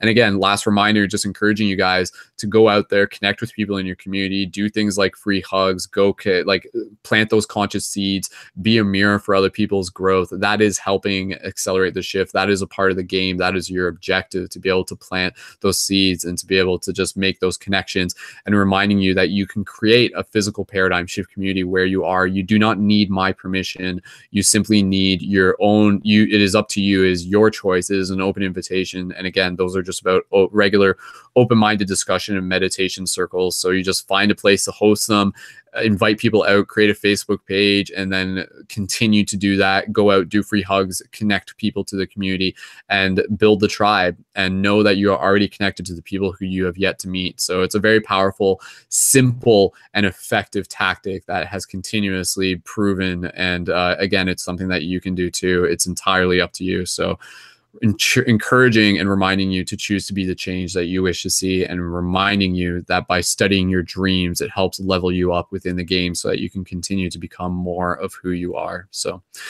thank you again, everyone, to all the shifters out there. You guys are awesome. And yeah, shifters, light guardians, dreamers, unite. So with that said, let's move into this closing meditation. And again, the closing meditation is going to be related to the idea of shared dreaming. I know we didn't fully get into the topic of that this broadcast. We've talked about it in other ones, but nonetheless, the idea here is, and you guys can start getting comfortable if you want to dim your lights, just get into a meditative place. I'm going to slow down my cadence in a second. And this will be no more than like a 10-minute micro meditation. And from here, literally just transitioning into sleep. And yeah, we'll do that. So the intention behind this micro meditation is to be able to practice visualizing the shared dream space of the dream tree.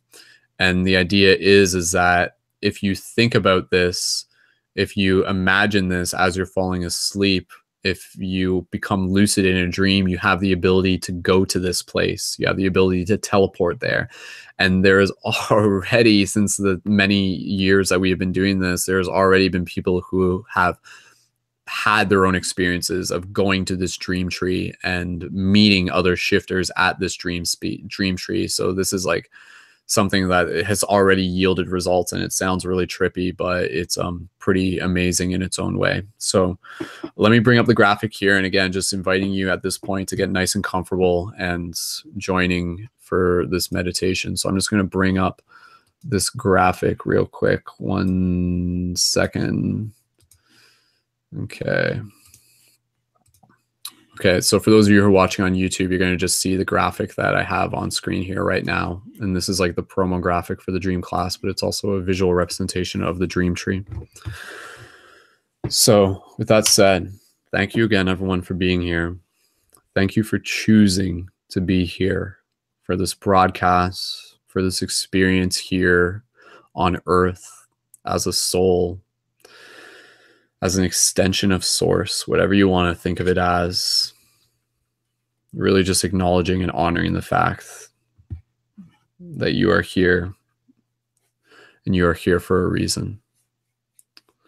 And that reason is to know yourself,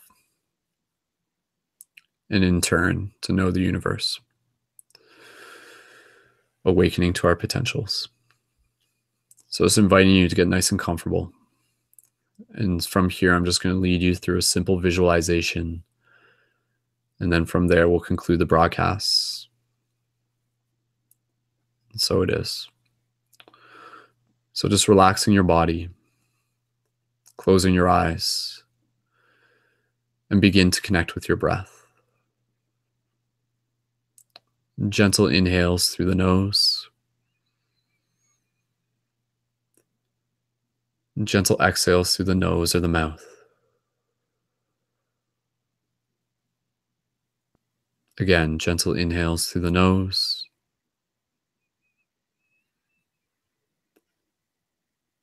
Gentle exhales through the nose or the mouth. Just continuing this rhythm of your breath. And slowly from here, we'll just gently scan our body as we allow ourselves to relax and begin to transition our focus inwards towards our imagination. So as your breath continues to flow naturally, bring awareness to your feet, your legs, your shins, your knees, and slowly, gently allow your feet, your shins, your knees to gently relax. Good. As you continue to breathe, bring awareness up to your thighs, to your groin, to your hips. And gently allow your thighs, your groin, and your hip to gently relax. Moving your awareness up to your torso and your chest and your back. As you breathe, gently allowing your torso, your chest, and your back to gently relax. Bringing your awareness to your arms, your shoulders, your hands. As you breathe, allowing your arms, your shoulders, and your hands to gently relax. Bring awareness up to your throat, your neck, your jaw. Gently allow your throat, your neck, your jaw to gently relax. Bring awareness to your cheeks, your nose, your eyes, your ears, your entire head.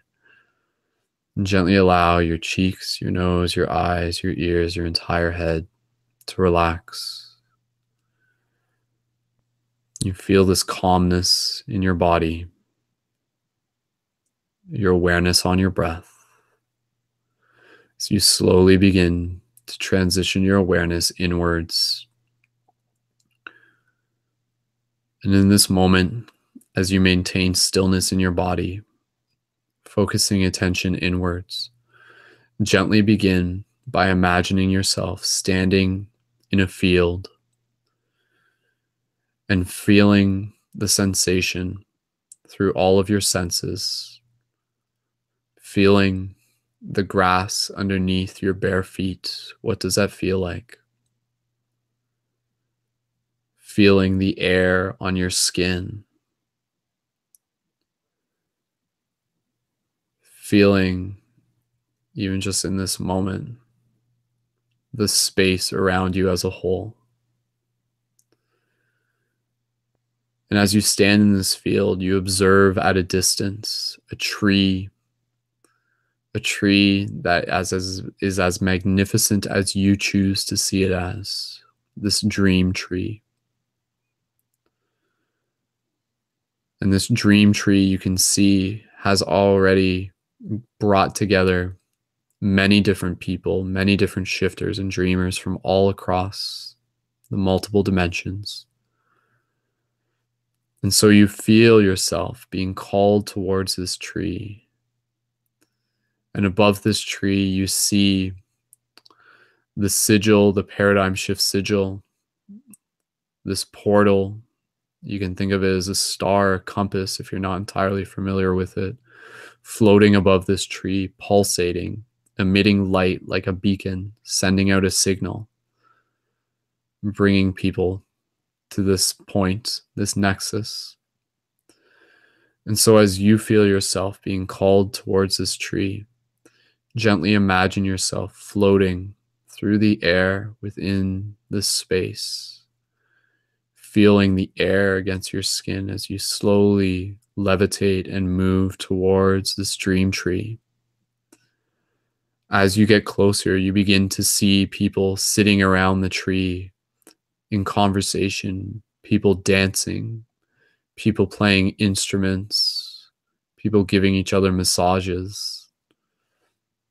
And you acknowledge and you recognize the vibration of this space, one of shared community, shared intention, joy and inspiration, remembrance. You float closer to the tree as its branches reach out above you. You look up towards it in awe of its magnificence. And as you get closer to the tree, gently reach your hands out and place either one hand or two hands against this tree, against its trunk. And you feel the texture of the tree. And as you do this, inviting you to connect with intention to this energy of the tree. And perhaps even just imagining yourself giving the tree a hug. Perhaps gently placing your forehead on the tree. Acknowledging the tree not just as a tree, but as a symbol of all trees. And so as you connect with this tree in a way that feels comfortable for you, with your breath, gently receiving energy from the tree as you continue to put your own energy into it. And as you do this, you literally help build this tree. You help create its essence within the dream space. Like watering it with your love, like watering it with your thoughts. And so you feel this exchange between yourself and the tree beginning to take place with each breath. Inhaling, receiving, exhaling, giving. And this tree is a timeless tree, connecting through the many dimensions of the dream, with its roots reaching deep below and its branches reaching high above. And so just continue to breathe here for the next couple moments. As you do this, you intimately connect yourself with this tree as you add your unique energy to it, fueling it, crystallizing it, literally bringing it into form. So just take a couple breaths here in your own silence as you connect with this tree, this dream tree, in your own unique space. So just breathe here just for a couple breaths on your own. Go ahead.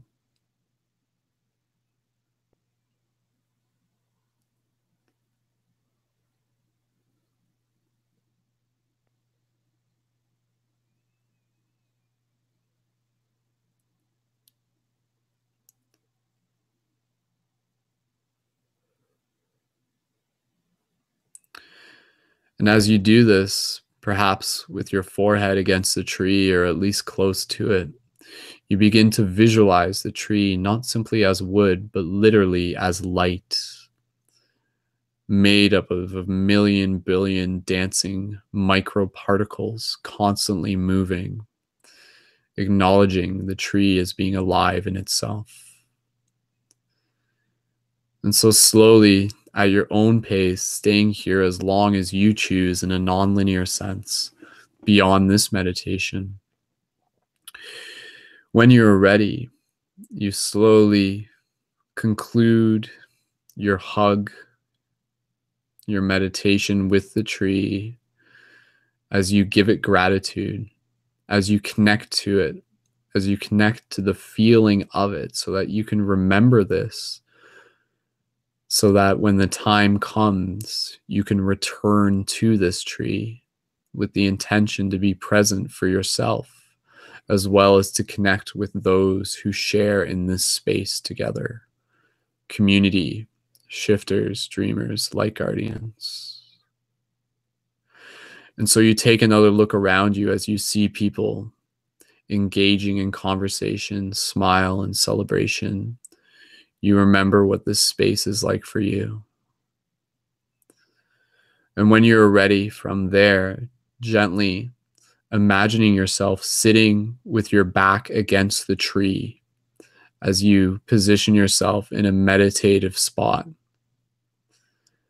And just taking a couple more breaths here, intentionally bringing awareness to the sensation of feeling the energy of the tree in alignment with your own spine, with your own internal microcosmic orbit, of feeling the branches above you and the roots below you as an extension of yourself.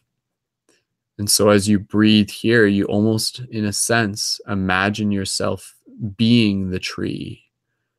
The tree becomes you. You become it. As you feel your roots reach into the earth, into the ground, connecting with the crystals at the core. As you feel your branches reaching into the heavens, into the cosmos, connecting with all that is. And so just taking another couple breaths here, really visualizing this light of the tree moving through your body, understanding that it is you and you are it. And because of this, you are intimately connected with it, allowing you to return to it, allowing you to be present with it in this moment. So just take another couple breaths here.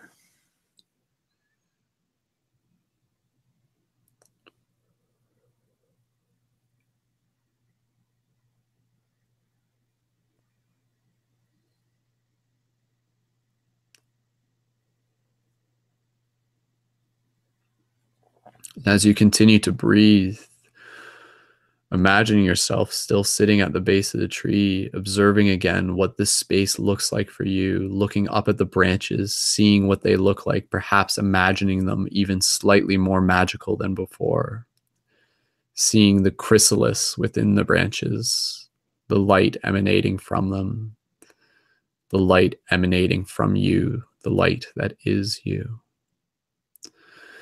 And so with yourself still sitting at the base of this tree in meditation, gently, as we conclude this meditation, continuing to know that a part of you is present at this tree in a non-linear, multidimensional sense, as we gently begin to bring awareness back into our physical body, while still maintaining our presence in this space in a multidimensional awareness. And so, still feeling that tree energy moving through you, solidifying your intention to be able to return to it when the time is right for you, knowing that you can think about this tree in your waking state and it will bring you closer to it within the dream space. Feeling that heart expansion in this moment, even placing your hands on your heart if you choose. And just take a couple more breaths here. And at your own pace, when you are ready, you can slowly begin to bring awareness back to your physical body. And so just breathe here and just be.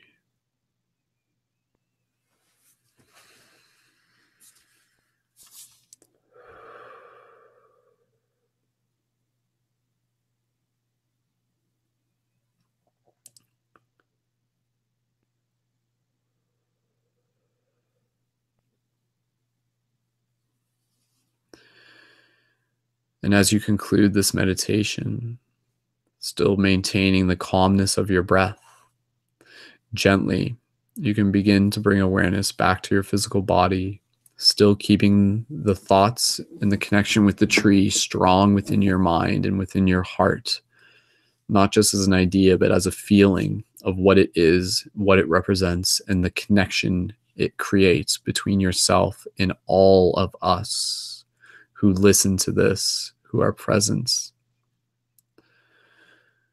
And when you're ready, you can gently begin to wiggle your toes and your fingers and slowly begin to bring your awareness back to your physical body, into the space around you. And when you're ready, you can gently open your eyes.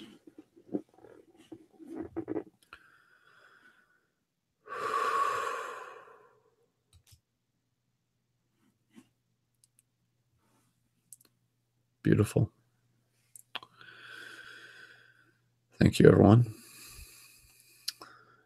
So So again, just taking our time here, and again, just reminding ourselves that the intention here is literally, and again, this is not just an idea, this has already happened with multiple people in the community, to be able to access this shared space within our future dreams. So by meditating on it during your waking state, you create the opportunity to access it within your dream space. And when you get there, you can get there with the intention to be able to connect with others, to be able to bring in the experience of a collective shared dream. So with that said, we are going to conclude this broadcast and bring this to an end as we, again, just celebrate and recognize everyone who has been here, who has helped co-create it. And yeah, I'll just open up the microphones one last time. If there's anybody who just wants to share anything that they would like to share real quick before we conclude this broadcast, or even just about that meditation. And then from there, we'll officially wrap it up. So thank you again to everyone, people on YouTube who are watching this live, people in the future who are listening, to all the shifters out there who are making a difference simply by being present with themselves. Devin, Anna, Jarrell, if you guys have anything to say, please feel free to let me know. And by all means, you don't have to at all. So if you guys have something to say, you can just unmute your microphones and I'll pull up your microphone. But again, just reading your comments, just saying, they're saying thank you in the comments. So just echoing that. And yes, again, thank you as well to all of us for being here. So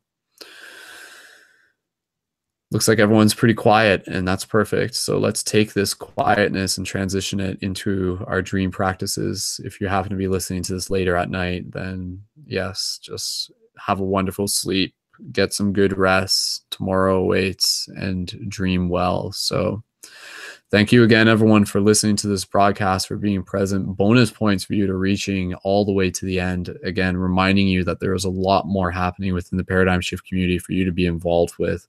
Tune in with future broadcasts. Continue to connect with people in your community. Continue to be a portal for synchronicity, a portal for consciousness, a portal for ongoing evolution and growth. And as always, you can continue to support the ongoing work of this community project through the team Patreon. And thank you again to the Patreon supporters. And again, I didn't mention, but the team Patreon is where you also get your Light Guardian crystal. So if you're like way at the end and you've never seen a Light Guardian crystal, that's what it looks like. And you can get one of those through the Patreon as well. So again, thank you everyone for being a part of this. And yeah, stay tuned for more updates and information. And yeah. Thank you so much, everyone. This has been great. I love these dream classes, and they're super inspiring. And yeah, it's a wonderful thing. So please feel free to share these broadcasts with your friends. Invite more people to tune in for future aspects of the Paradigm Shift Central Project. And with that said, we will conclude this broadcast. So as always, much love. Keep it shifty, and we will see you guys in the future. The dreamer must awaken. Peace and wholeness. Thank you again. Much love.